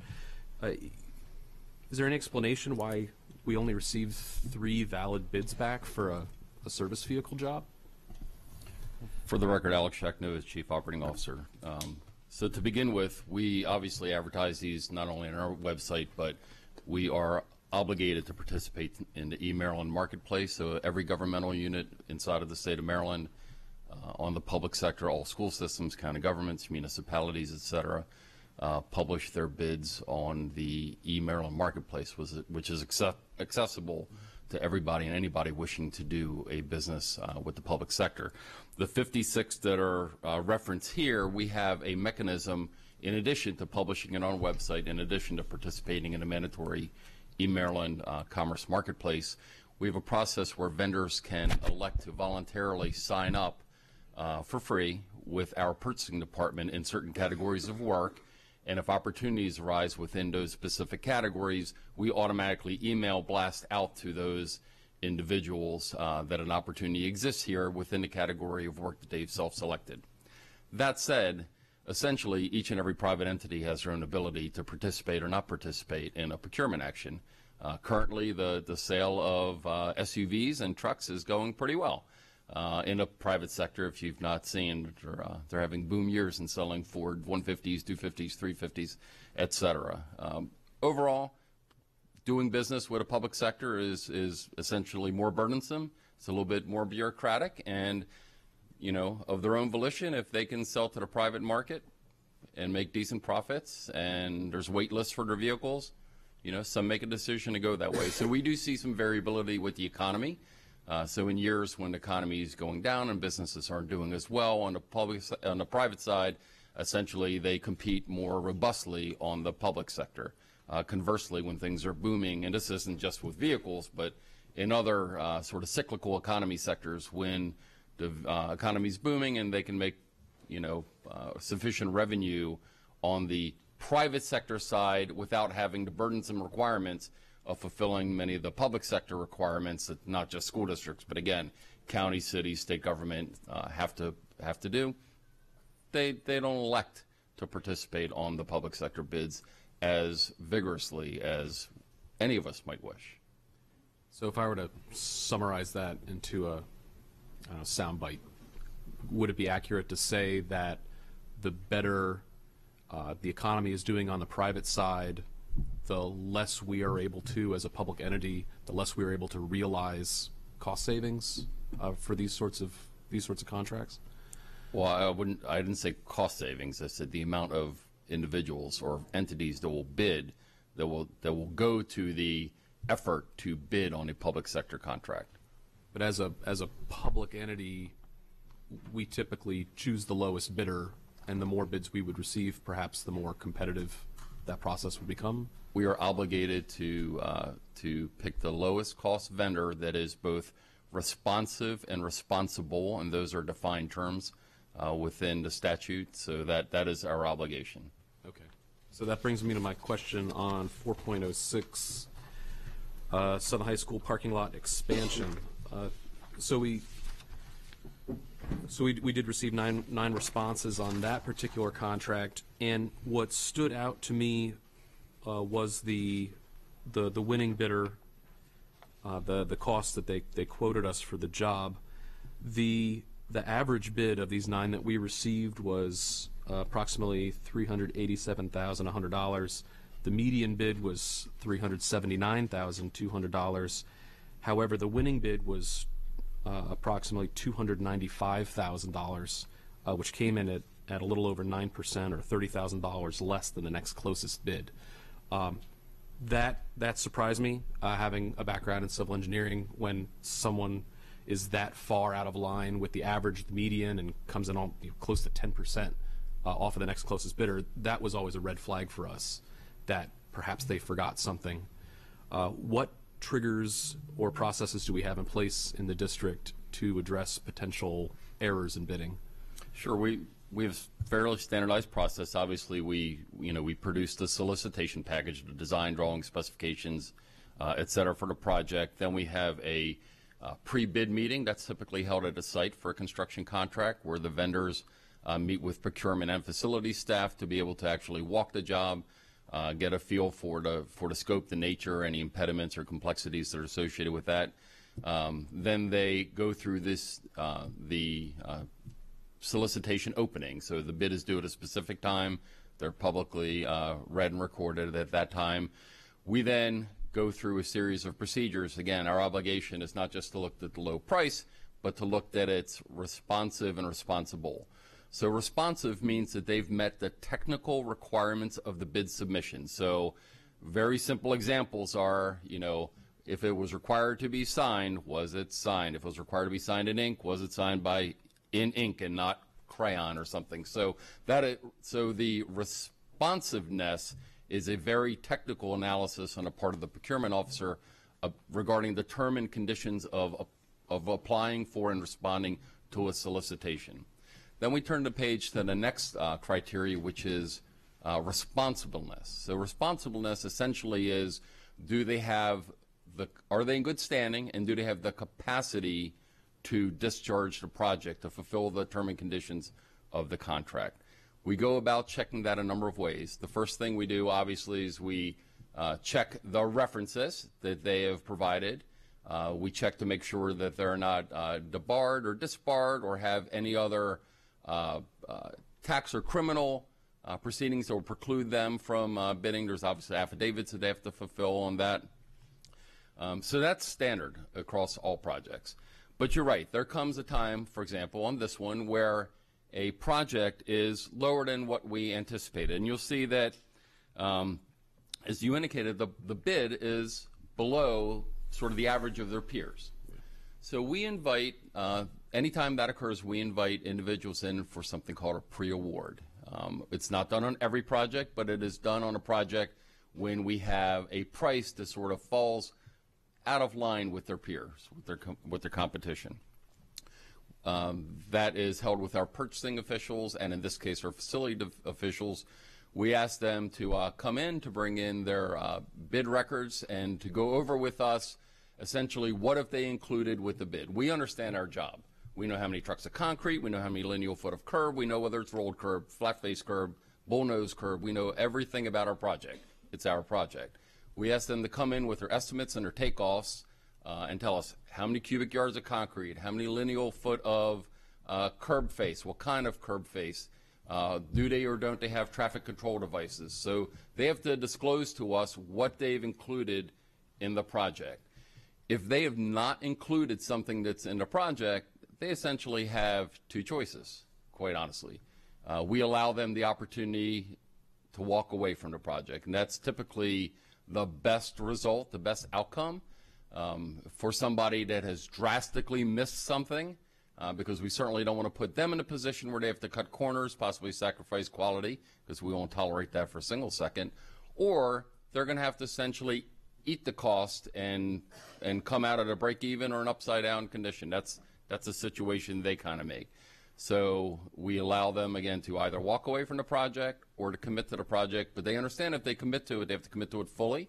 We are absolutely going to monitor every term and condition. We're going to have inspectors out there on the job. We're going to quality control their materials and their workmanship from start to end, and there are very serious ramifications for a contractor to fail. So it's either you walk away gracefully, that's the process, or we're going to sign a contract, mutually agree that you're going to perform it and we're going to monitor you, you're going to deliver it exactly as we specified, or again, disclosed within the contracts, or some very serious ramification.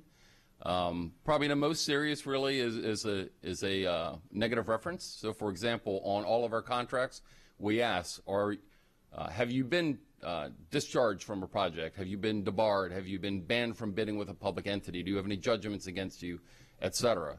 If you fail on one of our projects and we dismiss you for cause, you are then, for however many bidders you want to bid on for the near future of your career, going to have to disclose to those entities that you've been discharged, been dismissed, been debarred, been et cetera, et cetera, et cetera.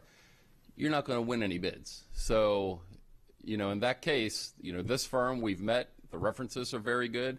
Their takeoffs, their rationale were squared away with exactly what we figured on the job. They've got the materials. They said they have the manpower. And again, given that, we have no option but to award the contract. We're going to enter into the contract because they have not met any of the grounds for which they can be dismissed preemptively. We're going to monitor the contract to the end. We wish them well. They have performed well for other entities, and we think that it will be a successful job. All right. Well, it's always good to save $30,000 when you don't expect it. So, thank you for that very thorough answer. I don't have any further questions. Are there any other board questions? Are there any public comments? All right. All those in favor? All right. Motion passes. Item 5.01 is an information item. Dr. Arlotto? Yes, ma'am. As the board has in their packet, there's just one reassignment for the board's information. Okay. And so there's no action that needs to be taken on that one. Okay. 5.02 is personnel. This is an action item. Dr. Arlotto, your recommendation. Yes, ma'am. I recommend that the board approve the actions as stipulated on the attached sheets. Okay. Are there any board questions or comments? All those in favor? Okay. Item 5.03 is the 2018-2019 board meeting calendar. This is an action item. You make the motion. Mr. Gilliland. Thank you, Madam President. I move that the board recommend, or that the board approve the 2018-2019 Board of Education meeting calendar. Second. Ms. Korbelak. I just had a couple questions about the November board meeting. I realize with Thanksgiving that we're only having one. I just wondered why we chose the 7th instead of kind of middle of the road 14th, and why it was a day meeting instead of an evening meeting. My concern is that we're going from October 24th to December 19th without an evening meeting, and we would have 4 weeks between our November and our December meeting. Okay. Do you know why you... I don't know why. I don't know that we that was brought up. So you can make a motion to change it. I would like to make a motion then to change the November meeting from Wednesday, November 7th at 10 a.m. to Wednesday, November 14th at 7 p.m. So move. Second.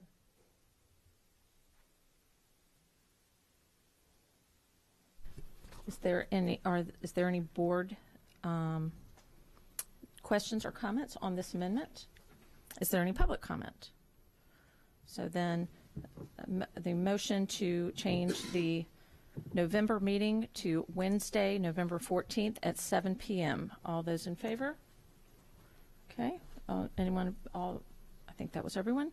So motion passes. All right.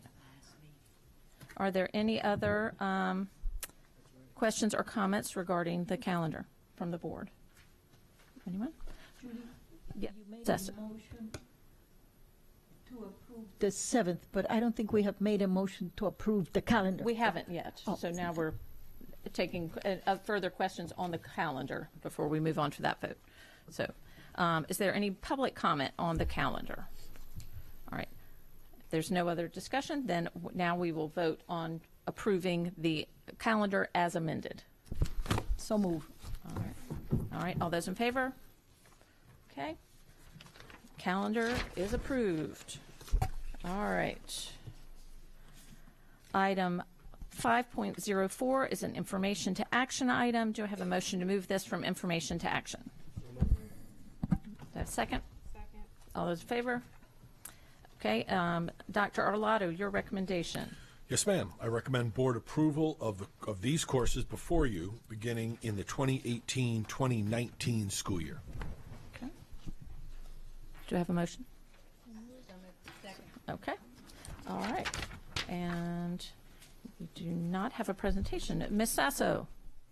I have a question on the science and health, physical education and dance offices, and on the Scratch program. The reason being we have issues with getting teachers, and I wanted really a thorough explanation. You know, I prefer to see the teachers going towards the basic curriculum than creating, you know, these two basically bother me. So if the head of the department could explain why these two are necessary. On the second page, on the back page, the one that says science and health, physical education and dance offices, exercise science. And the next one is the global IT connection Scratch. President Hummer, Mr. Gillian, Dr. Arlotto, members of the board, for the record, my name is Skip Lee. I'm the Director of Curriculum. And today I bring forth new course proposals authored by the Content Office coordinators and school-based teachers, and we're here to address your concerns.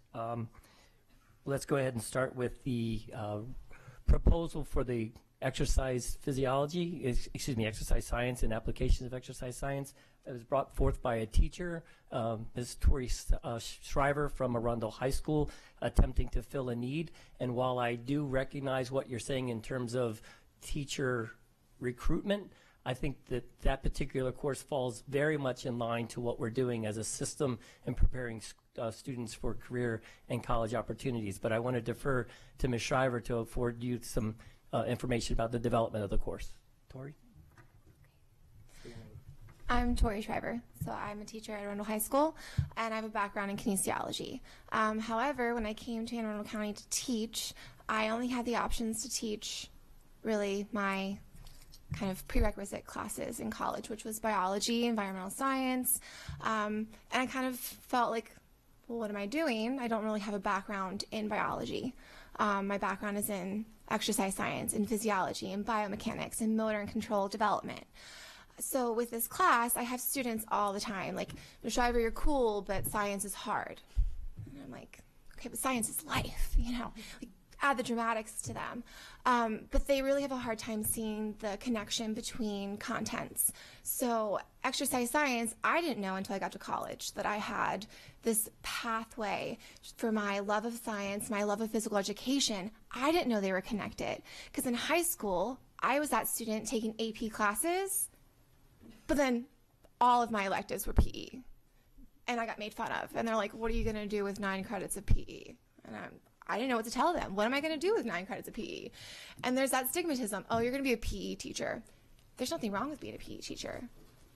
But there's more to PE than just the kinesthetic background, the kinesthetic content. There is science, there is math, there is health, there is English and everything, by the way. Also, props out to the English teachers. So I really started listening to my students, and I'm like, how can I make what I teach and my passion for kinesiology, how can I put it out there? And I went to Ms. Davenport, and she said, okay, propose. And I'm like, propose? What do I propose? What do I propose? So we have this need for students who, after they take chemistry, they don't want to take physics, and a lot of them don't want to take chemistry. So they want to take science electives. Well, what electives do we have? What electives are we selling them that can really stop that mindset that science is hard? Science is life. There is connections to these classes. So they take anatomy and physiology. That's too hard. What? It's bones. It's muscles. You have bones. You have muscles. But they only see it as memorization.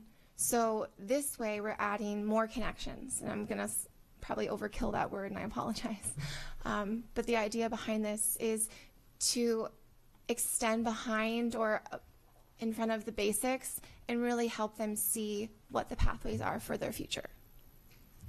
So with this class, so this falls under both physical education and science? Yes, ma'am. What, does it meet one of the physical education requirements for graduation? Would it meet one of those? At this point, we've proposed it to be a science elective. Okay. We have sports medicine in the physical education track, which would be an alternative for that additional half credit. So we'd like the match between the sports medicine course and the science and the exercise. So this is continue on as like a further career exploration as they go on from biology to move on, that other things that you could apply with that would be through sports medicine or kinesiology and all this, and how they're connected. Yes, ma'am. In fact, we'd like to link it to nutrition science and the anatomy physiology course that she mentioned already, to make this package to prepare for a career in physical therapy or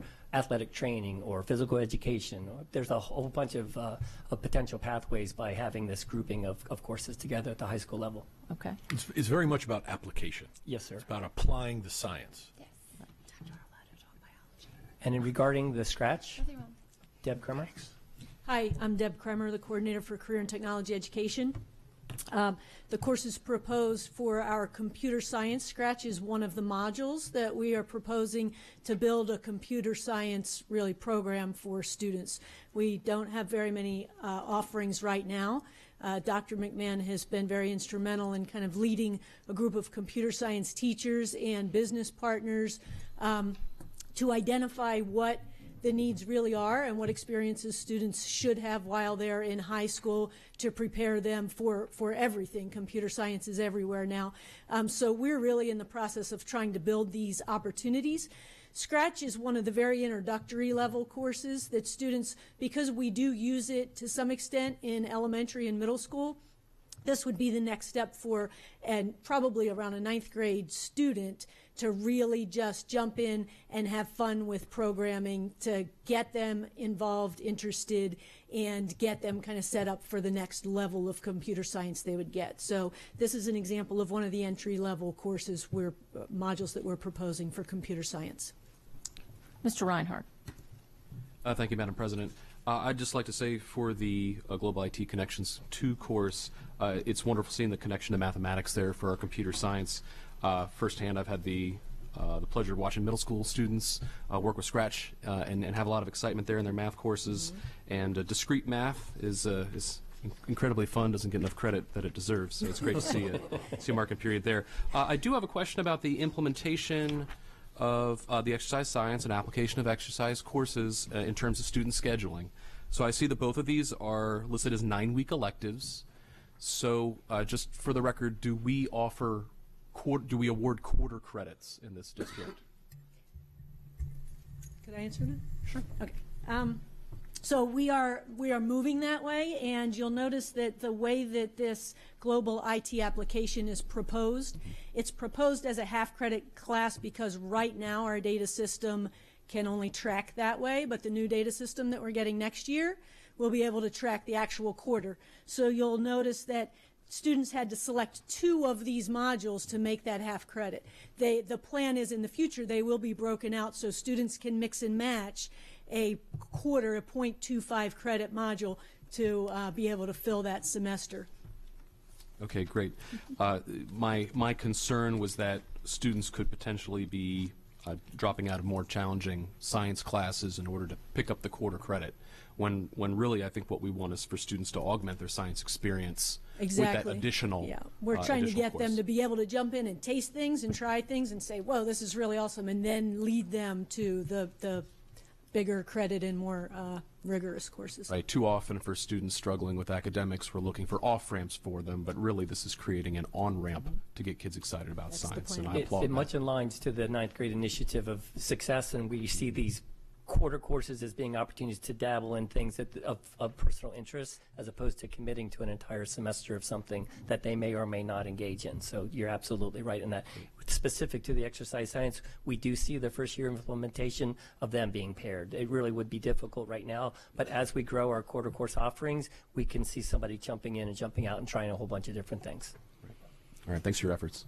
Mr. Gilliland. Thank you, Madam President. I love that exchange. When I got to Loyola for undergrad, I saw the list of required courses for science, and I said, sign me up for Intro to the Universe, because that was my capacity level. We don't have that course. We could propose it. Yeah, we don't have that yet. I just wanted to say thank you for all of these courses, especially the ESOL courses, because I know with my day job and seeing a lot of the collaboration that we're having with AACPS as it relates to the GED option program. I just want to say thank you for that. But thank you for being here. And I just wanted to say, certainly if you'd be willing, I hope somebody here would get you on video to sell the opportunities for STEM. And I agree with Mr. Reinhardt about certainly not eliminating the more difficult courses, but augmenting the science experience. You sell so well, and I hope we can get you on film or on camera at some point to sell this experience.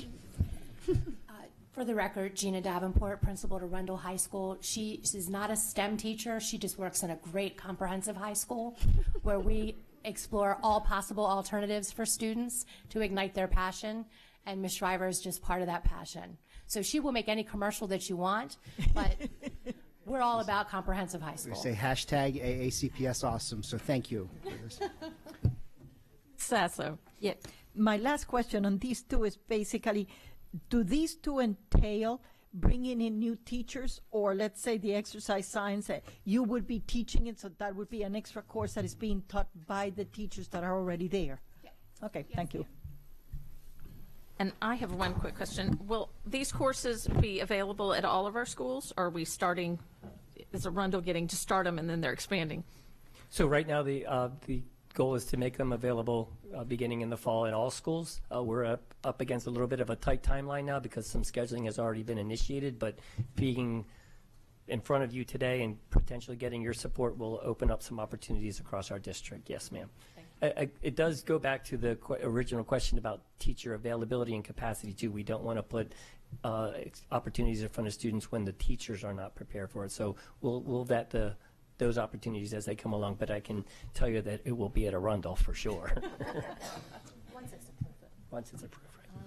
And could I, before the board takes a vote, would you all reintroduce yourselves? We've got some board members that have seen some new faces for today. I want to make sure they know. They connect the awesomeness with the people doing all the work. Good afternoon. I'm Shelley Hartford. I'm the coordinator for the English Language Acquisition Program, which is sponsoring the ESOL courses before you. Skip Lee, the director of curriculum. Gina Davenport, the very proud principal at Arundel High School. And I'm Tori Shriver. I'm a science and math teacher. I forgot I also teach Best of Both Worlds at Arundel High School. And I'm Deb Kremer, coordinator for career and technology education and computer science. So, are there any other board questions or comments about these? Is there any public comment? All right. All in favor of approving these classes? Motion passes. Thank you all so much. Thank you all very much. All right. Okay. Item 5.05 is an information to action item. Do I have a motion to move this from information to action? Second. All those in favor? Okay, it's now an action item. Ms. Ortiz. Good afternoon. For the record, Jeanette Ortiz, Legislative and Policy Counsel. So 1 week left of session. Sine die is officially on midnight. Session ends Monday, April 9th. I can't wait to get my life back. It's been a very busy session with record amounts of legislation introduced. And so, as you've already heard, legislation that will positively impact Anne Arundel County Public Schools and other school systems regarding calendar flexibility has passed through the legislature and will go to the governor, who has indicated he will sign the legislation, near unanimous support for giving school systems calendar flexibility. So we're very excited about that. In my exhibit today, I do not have any legislation for the board to take an official vote or position. However, I'd be happy to answer questions on any of the other items of legislation that fall into the no position category, or those that fall under our legislative program, or any other legislation that you might have questions on. Ms. Corbelette. For the benefit of everybody watching, we had the bill sponsored by Delegate Pena-Melnick about making it the third Friday in June, and then this other bill was about adding five days. Is it going to be the third Friday in June plus 5 days, or just 5 days? Yes, thank you. I will definitely explain that. So the initial legislation that was supported by the board was House Bill 679 by our Delegate Pena-Melnick, which would have allowed schools to close no later than the third Friday in June. There was legislation in the Senate and the House that would had just give school systems an additional 5 school days. However, it didn't specify that those school days would be past June 15th. So the Senate bill was amended to make those clarifications, that it would be additional 5 school days past June 15th. And just for the public, as I'm sure everyone is aware by now, the governor issued an executive order back in 2016, which required schools to end post-Labor Day and to begin post-Labor Day and end by June 15th. So that's the June 15th date that I'm referencing. And so the Senate bill was amended to make some clarifications. It went over to, so then the third Friday in June bill passed the House, the extra 5 days passed the Senate. And so it was ultimately determined to do the 5 additional school days beyond June 15th date. They were both also additionally amended to be emergency bills, which means that once the governor signs, which as I mentioned, he has indicated that he supports and will sign, they will go into effect. Ms. Sasso. I just have a question on the HB 1801, the SB 1226, which is on page, I don't know, 1, 2, 3 would be 4. Yep, page 4. And I can see that we oppose it. But my question is, why didn't we oppose it with an amendment? I understand we cannot fund it, but can we oppose it with the Department of State Police being the one responsible for the security? So we opposed it because it would require, this bill would have required SROs at every school in the county. So just being able, the funding for that, and that wouldn't be state police. State police would be assisting those counties that didn't, like smaller counties that you just don't have the manpower to provide that. It would be costly to the county, even though the county would pay for it. That would, we believe, impact our budget ultimately as well. It's very costly. I think I've heard that the number tied to an SRO when you do the benefits and the police car and their pay is over $200,000. So, for every school in our district, that would be a significant amount of money. And then also just the manpower, where you're going to find these folks. Just for the record, though, so this was a little while ago. These bills were dropped. We had our last board meeting canceled as a result of inclement weather. I was actually early this morning in the Senate Budget and Taxation Committee. They've decided to move Senate Bill 1265, which is we supported with amendments. That's on the last page there, page 10, as the vehicle for school safety legislation this session. It's now 25 pages. I got the latest amended version this morning. And so the only SRO mandate as far as that version of the bill that was voted out of the Senate Budget and Tax would be an SRO at every public high school in the state.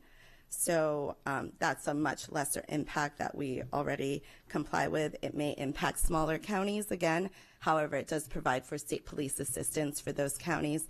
The legislation definitely addresses all of the concerns that we had with the various proposals that were introduced, and there is funding tied to the legislation as far as grants. There is also additional capital funding to a total of, between the operating and capital, over $40 million, which, with all school systems probably isn't enough for everybody, but just helps kind of jumpstart various school safety measures. So that legislation seems to have very broad bipartisan support and kind of takes into consideration just various concepts in a less mandating way. Thank you. Gilliland. Thank you again, Madam President. Ms. Ortiz, I just, as Sine Die approaches, just one more time wanted to say thank you for all of your hard work. I speak with a number of the members of the delegation, members outside of this county who are part of Ways and Means, and EHE, and I can just say that your reputation is highly regarded, and I appreciate personally all that you do on behalf of AACPS, so thank you.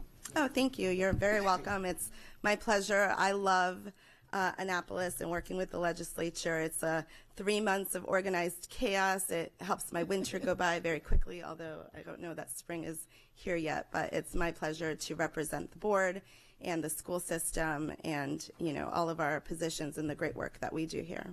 So thank you for the opportunity. Yes, this has been busy. And just to give a little background as we wrap up, just for the public's benefit, the Board of Education and the school system comes up with a legislative program every year and we have stated positions on a wide range of everything. That's everything that's in there. And this is available to the public. And then in November of every year, we invite all of our elected officials from the state and the county to come for a breakfast where we present this program to them and share our priorities for the system. And those who don't attend, we do mail this to them. And we encourage all of our elected officials to come to us if they have legislation that affects schools that they want to put in so that we can share. We can provide them with input, what we're already doing in the county, and we can share with them what our legislative program is. So when Ms. Ortiz comes up every meeting and brings things forward to us, there's a number of bills in here that have come through that we do not vote on individually because our stated position on them is already in the legislative program. at any time, a board member can bring those forward for a vote, or to change, to say we want to support this or amend it. But if that is not raised, those just go through with our stated opposition or support based on the program, and then we vote on bills that don't necessarily fall under that. And so there were hundreds of bills that came through this time regarding education, and I think probably the board and the public is happy we don't vote on every single one individually, but we can at any time. So if there is a bill that we would like to discuss further, it can be brought up. But not every bill takes an individual vote. Some of it is done based on our program. Did I sum that up right? Yep, that's perfectly correct. And Okay.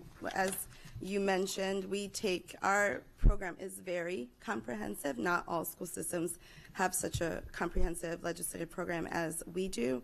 And so we cover pretty much every subject, whether it's funding, school construction, curriculum and assessments, teacher preparation, pensions, a lot. And so I would definitely recommend for folks to go. It's available online and just very comprehensive, and you can see sort of the vision of the school system, what we support, what we oppose. So anything that falls within the program, we go ahead and take positions on that, because the board has already voted on the program in your first November meeting to adopt the positions in the program. And so, yes, taking a vote on every single bill would have us here for probably hours on some days, because there's so much. And but there are, every so often we have legislation that doesn't fall neatly, or maybe may fall into one of our stated positions, but it's a complicated or a very or maybe a controversial issue that I would bring before the board for a more thorough review and a vote. So again, thank you. We had voted to move this from information to action, but we have no action items because we have no bills to vote on today. So correct. It was just an information. Yes. So thank you so much. Thank you. And go celebrate next week when it's all done. At the end of the month, I will be in sunny Dominican Republic for a couple of days. Not paid for by the school system. Vacation, annual vacation. Yes. Oh, I'm sorry. Is there any public comment on any legislation? I'm sorry. All right. Okay. Thank you. Oh, she gets. Oh, I'm sorry. You're right. You're not done. Sorry. Done with legislation, but not with the others. Okay. Item 5.06 is an information item. Storage and use of naloxone and other overdose reversing medication, policy JECB. Yes, so policy JECB is on second reading after a 30-day public comment period. And with me today, I'll let them introduce themselves. Hi, I'm Karen Sisko-Creel, Director of School Health. Sally Egan, Assistant Superintendent for Student Support Services. So there were no public comments, but we'd be happy to answer any questions you may have regarding the policy. And just as a reminder, this policy is a new policy as a result of legislation that passed in 2017. So it's state law mandating that each school system develop a new policy regarding the storage of naloxone and other opioid reversing medications. Are there any board questions or comments? Is there any public comment? All right. We will, thank you, ladies. Move on to item 5.07, which is also an information item, second reading, administering medicines to students, policy JEC. So again, policy JEC is on second reading after a 30-day public comment period. We did not receive any public comments regarding our proposed revisions, and we'd be happy to answer any questions the board may have. Okay. Are there any board questions or comments? Is there any public comment? All right, this one, as in with the other one, is now goes to third reading, and we'll vote on it at the next meeting. Correct. Yes. Okay. Thank you. Thank you. Thank you. Item 5.08 is emergency plans, policy EH. So policy EH, emergency plans, is the Chief Operating Officer and the Office of School Safety are bringing this policy before you for first reading. This policy was last revised on March 5th, 2014. The updated policy has been revised to ensure compliance with State laws and regulations, as well as the State Fire Prevention Code. That language was added in there as required by state law.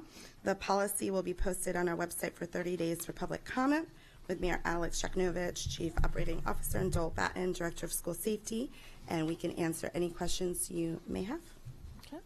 Are there any board questions or comments on this policy? No. Is there any public comment? So this will go on to the website for public comment? Yes, it will be on the board website for a 30-day public comment period, and then we'll come back to the board for second reading. Okay. Thank you. Great. Thank you. Thank you. All right. Item 5.09 is policy IFA, pre-kindergarten and kindergarten programs. This is also a first reading.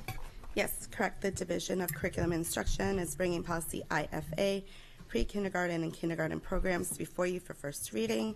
This policy was last revised on March 1st, 2016. The updated policy has been revised to clarify compliance with state laws and regulations where appropriate. With me is Michelle Batten, Assistant Superintendent for Curriculum and Instruction, and we can answer any questions you may have. The policy will be on the board website for a 30-day public comment period. Okay. Are there any board questions or comments? Any public comment? All right. We'll put it out there. Great. Thank you. All right. Thank you. All right. Item 6.01 is a review item, the Anne Arundel County Fiber Data Network Program. And we have a presentation.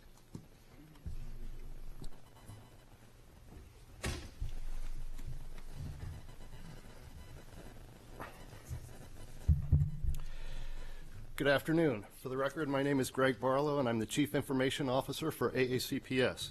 With me this afternoon is John Lyons, Cable Television Administrator for Anne Arundel County Government, who could also be referred to as the father of the County Fiber Network.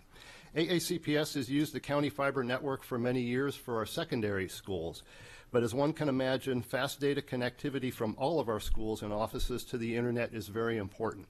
To ensure that connectivity for all schools, in 2015, the AACPS Office of Purchasing issued a bid for wide area network connectivity, which was won by Anne Arundel County Government using the county government's fiber data network.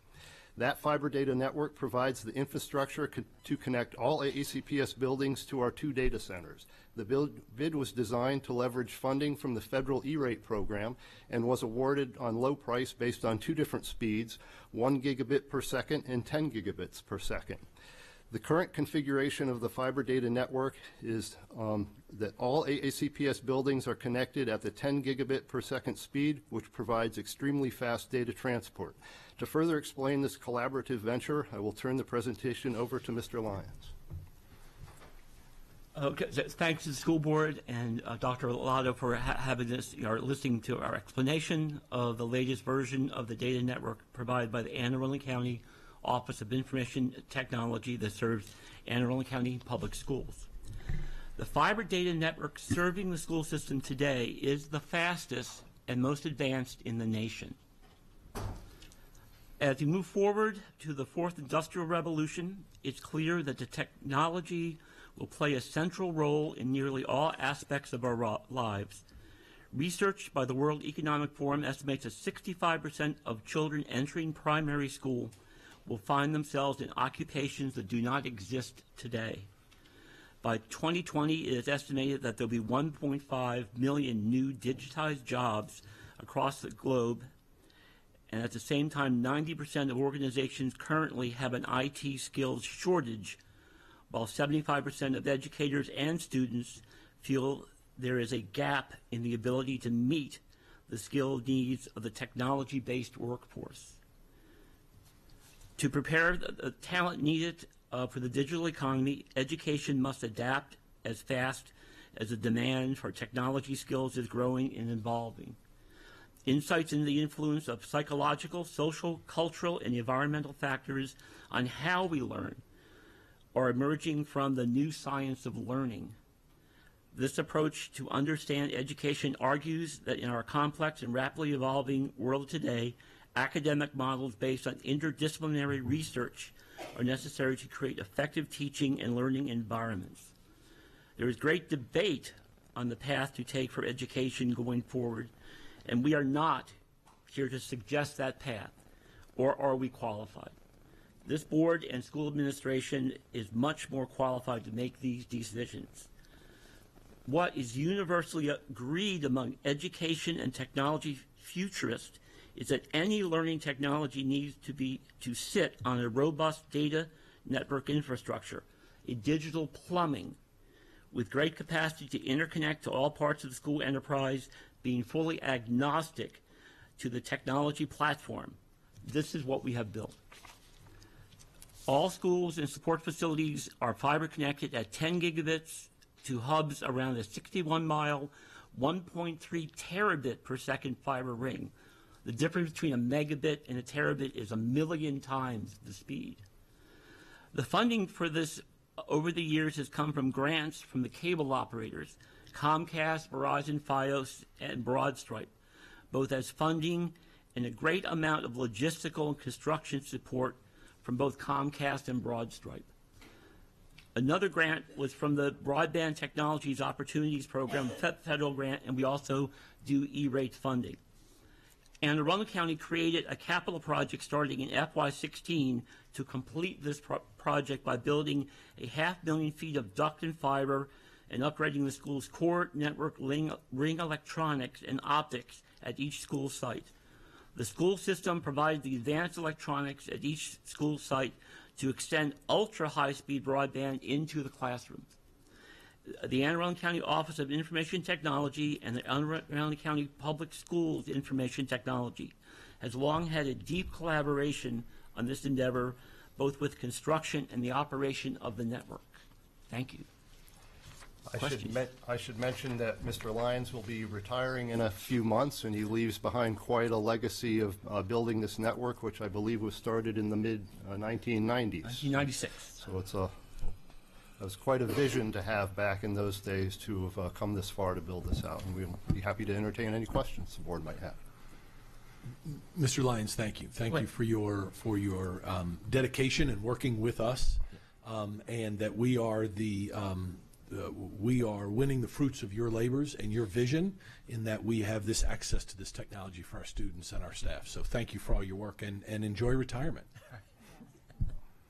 I echo what Dr. Arlotto said, that you had the vision for this. I have to tell you that much of what you're talking about is Greek to me, and I'm trusting that y'all are the experts, and I see the fruits of it in our schools and everything coming through. That it works. So, yes, that it works. So thank you for having the vision 20 years ago to build this out so that our students can benefit from it. Thank you very much. Thank you.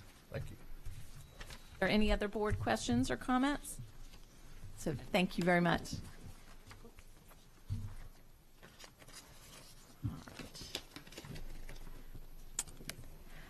Item 6.02 is a review item, Cultivating Communities of Wellness, Collaboration Through Research, and we have a staff presentation.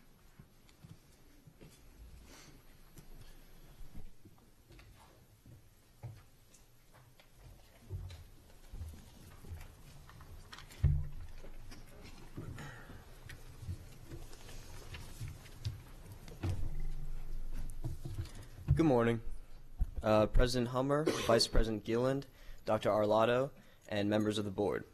My name is Robert Rutke, and I am a junior at South River High School, a wellness school of distinction. I recently had the pleasure of speaking with the Wellness Council while they visited South River High School. As a student in the Global Communications and Public Affairs Signature Program, I continue to look at ways students can make a difference for the environment.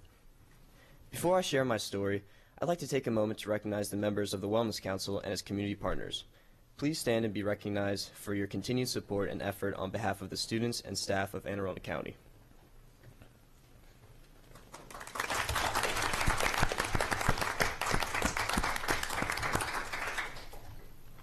As you can see, this team of individuals will all come together with one goal in mind: to create healthy students and healthy schools while they cultivate communities of wellness. With me today are Dr. Aaron Hager, Assistant Professor at the Maryland School of Medicine, Ms. Donna Hoyle, Manager of Web Services for Anne Arundel County Public Schools, and Mr. Dennis Kelly, Principal for Old Mill Middle School North. We have amazing partnerships within the Wellness Council, but what we do cannot happen without the support and leadership from each of you.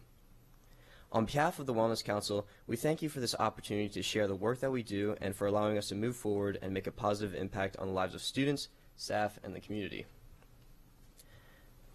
Well, as you can see on the screen before you is the Center for Disease Control's Whole School, Whole Community, and Whole Child model, representing the 10 components of a collaborative approach to learning and health. Not only is this the model for the CDC, but is the model adopted by Anne Arundel County Public Schools Wellness Council over 10 years ago. Next, I would like to share with you a short video showcasing how I have organized my classmates to improve the wellness of the Chesapeake Bay. But before I show the video, I would like to thank Lyndon Lehman for working every day to promote South River High School's signature program, Global Communications and Public Affairs. The signature program helped me tremendously by improving my networking and communication skills.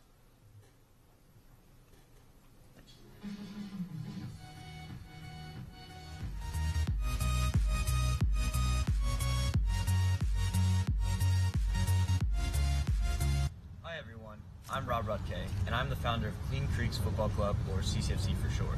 I grew up on the water. Boating and swimming gave me an appreciation for the Chesapeake Bay, but I knew it wasn't as healthy as it could be.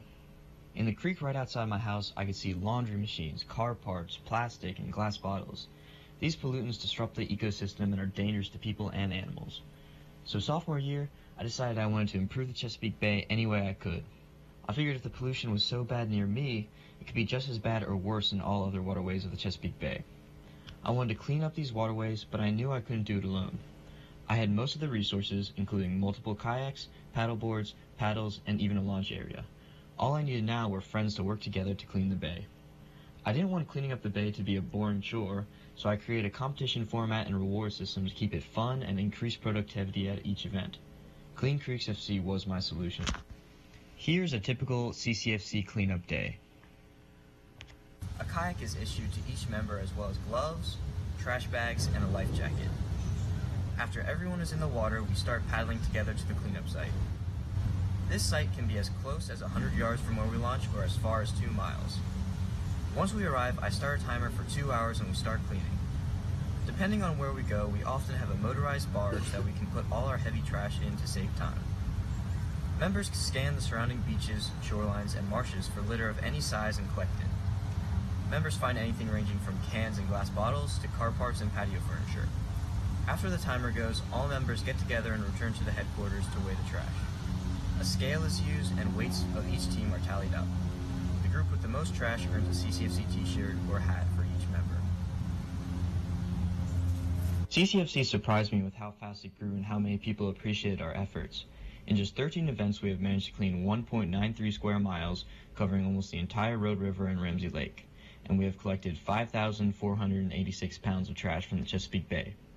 Our efforts haven't gone unnoticed. I've been appointed Keeper of Cadle Creek by West Road River Keeper Jeff Holland and participated in an interview on Crab Radio. CCFC was even on the front page of the Capital Gazette newspaper. My goals going forward are to inspire other students to start their own CCFC chapters throughout the county, state, and nation. Chapters can be organized through high schools, private businesses, or public organizations and parks. Together, we can make all our watersheds stay clean. The waterways of the United States won't be clean unless we do something about it now. Start up your own branch of CCFC at your local school or park. As you pick up trash and make a positive change in our ecosystems, I encourage you to send me pictures, videos, and statistics to be posted on the website. If you have any questions, you can contact me at cleancreeksfc@gmail.com, view all our social medias at cleancreeksfc, and read the formal protocol listed on our website. Make a change today for the future of our planet.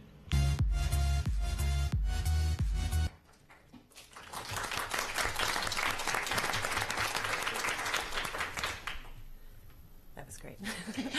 Hi, everyone. Good morning. Good morning, board members and Dr. Arlotto. For the record, my name is Erin Hager. I'm an associate professor at the University of Maryland School of Medicine, and I'm going to talk briefly about Anne Arundel County Public Schools' most recent data from the Maryland Wellness Policies and Practices Project. This is a project that's been going on since 2012, and I had the honor of speaking to the Board of Education previously about this, I think about 2 years ago. So, next slide. Who's doing the slides? Thank you. So the project is a continuous quality improvement project that's led by the Maryland School Wellness Partnership, which consists of the Maryland State Department of Education, the Department of Health, all Maryland school systems, and the University of Maryland School of Medicine, which is my group of researchers.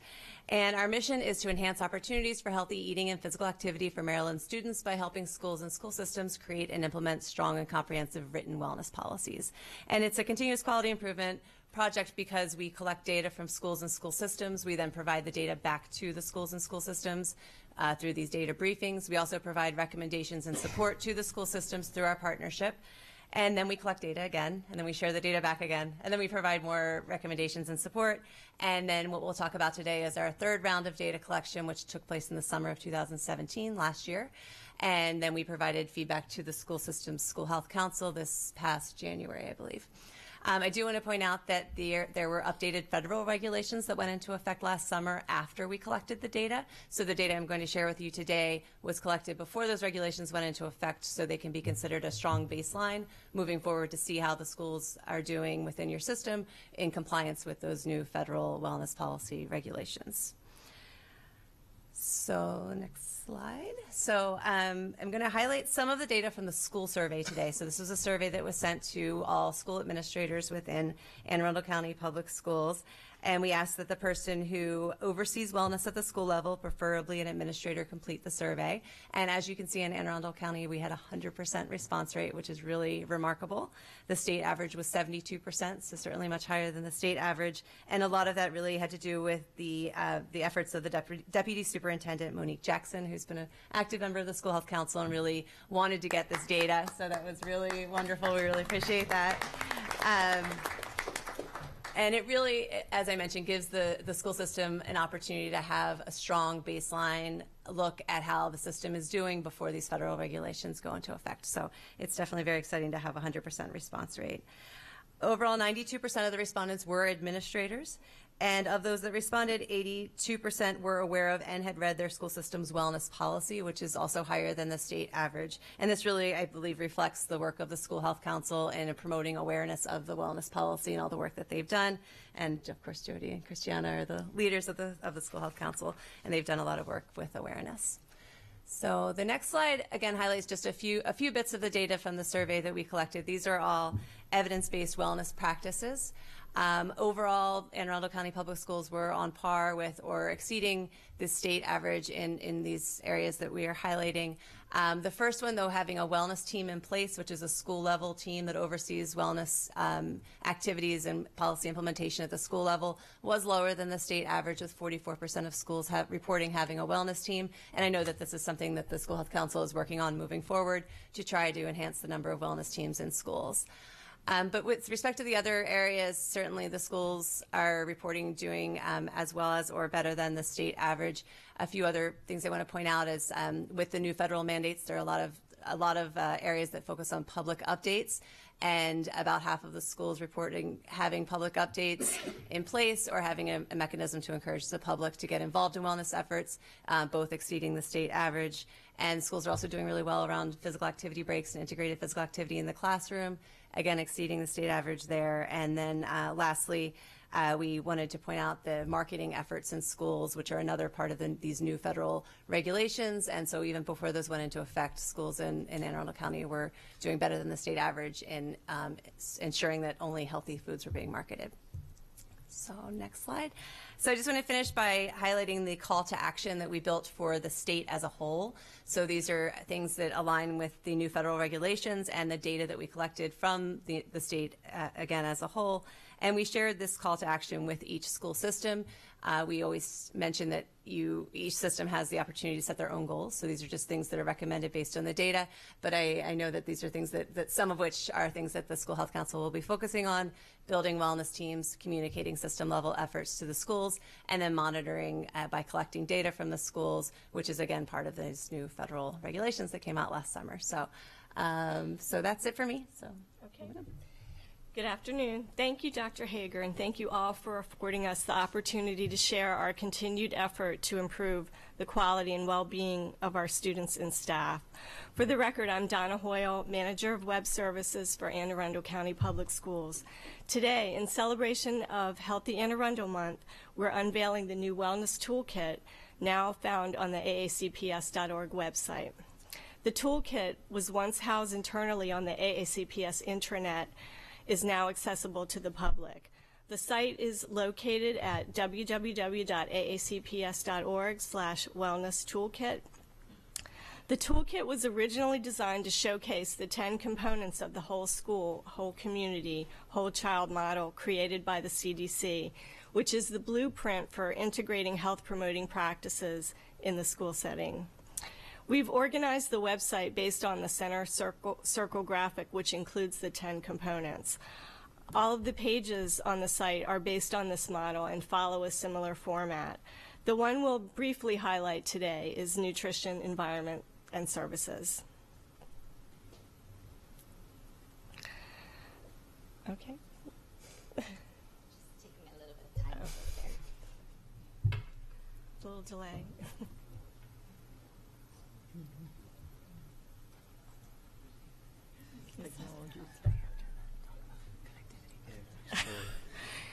Yes, internet connectivity issues. Okay. Okay. All right. Well, hopefully it'll come up. The page has been populated with various resources for students, staff, families, and communities. There are also FAQs with quick links to additional information and past and future goals and activities. Action items and action items and plan for projects implementation in the future. The remainder of the pages on the left have similar information and resources, so hopefully you'll be able to see those soon. It is live and working. The site's live on aacps.org, and we will have links on our main website from several different relevant places to give the site good visibility and ensure that it's easily accessible to the public. We are very excited to share this tool with everyone. That's it for me. Good afternoon. For the record, I'm Dennis Kelly. I'm the principal at Old Mill Middle North. I want to close out by echoing words that Dr. Arlotto shares at virtually every chance he gets to meet with his principals, which is the work that we do is about the people. It's the faculty and staff that we supervise every day at the schoolhouse. It's the doors that we open every day for the students that come in. It's the parents and the community that we partner with to ensure they have the proper resources to raise their children to reach their fullest potential. But in terms of specific next steps, our goal is to take the 44% of schools that are currently operating at a wellness committee to get to 100% of schools operating. It is becoming increasingly aware for the principals of Anne Arundel County that we have a need to provide a school experience that is balanced and provides opportunities for wellness in addition to the curriculum that we teach every single day. We take that responsibility seriously, and you can see by the people that we have on our committee, we represent a lot of different experiences within Anne Arundel County, and it casts a very broad brush around what wellness means from school to school and community to community. So we look forward to that work. I want to thank Ms. Jackson for her leadership of the council and the work that we do from month to month. And we look forward to our next steps so that when we present a year from now, our data has improved and the schools of wellness are serving our community and serving our kids in a better state than we are today. So thank you for your time.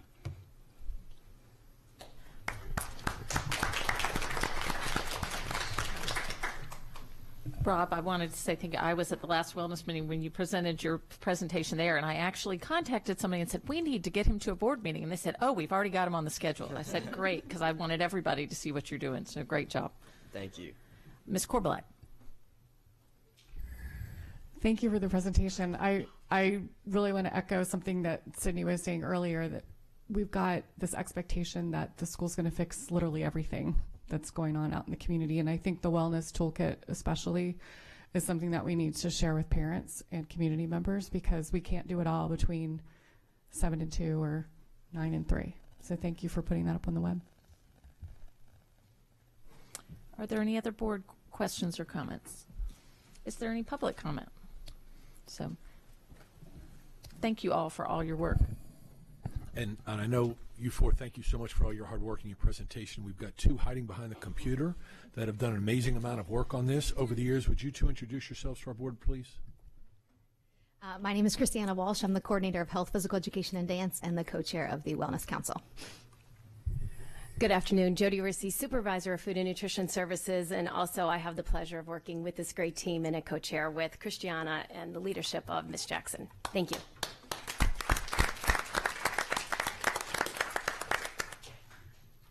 Thank you very much. Thank you. Well done. All right.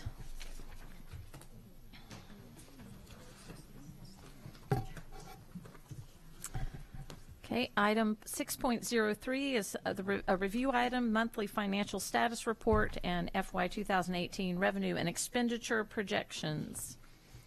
Are there any board questions or comments? Okay. Is there any public comment? All right. Thank you, gentlemen, on that one. Item 6.04 is also a review item for various items. Are there any board questions or comments? Mr. Reinhardt.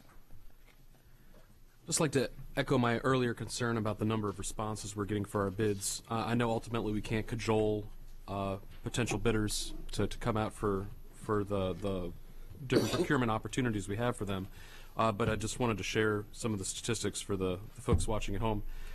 So for a $63,000 job for ceiling tiles or procurement of ceiling tiles, 277 bids sent, 4 respondents. For design build sheds for Phoenix Academy, it's approximately $50,000. 322 bids sent, 6 respondents. And then we get into the absurdity a little bit later here, page 11 of our document. Pre-qualified asbestos lead abatement, 621 bids sent, 8 respondents. Pre-qualified electrical, 621 bids sent, 15 respondents. I mean, it just goes on and on. I don't know what it's going to take for us to get the responses from more potential bidders, but I am a firm believer that if we have increased responses, that we would be able to realize greater savings, just as a result of just having the marketplace, just having a little more competition there. All right. Are there any other board questions or comments? Any public comments? All right. The next board meeting will be Wednesday, April 18th at 7 p.m. The next policy meeting will be Wednesday, April 11th at 1 p.m. The next budget committee meeting will be Wednesday, April 18th at 5 p.m. Mr. Gilliland. Thank you, Madam President. Before I close, make the motion, just want to wish a very happy birthday to Stacy Corbelak today. Because everyone chooses to spend their birthday at a school board meeting. So. Madam President, I move that the board enter into closed session to conduct collective bargaining negotiations or consider matters that relate to the negotiations. All those in favor? Meeting is adjourned.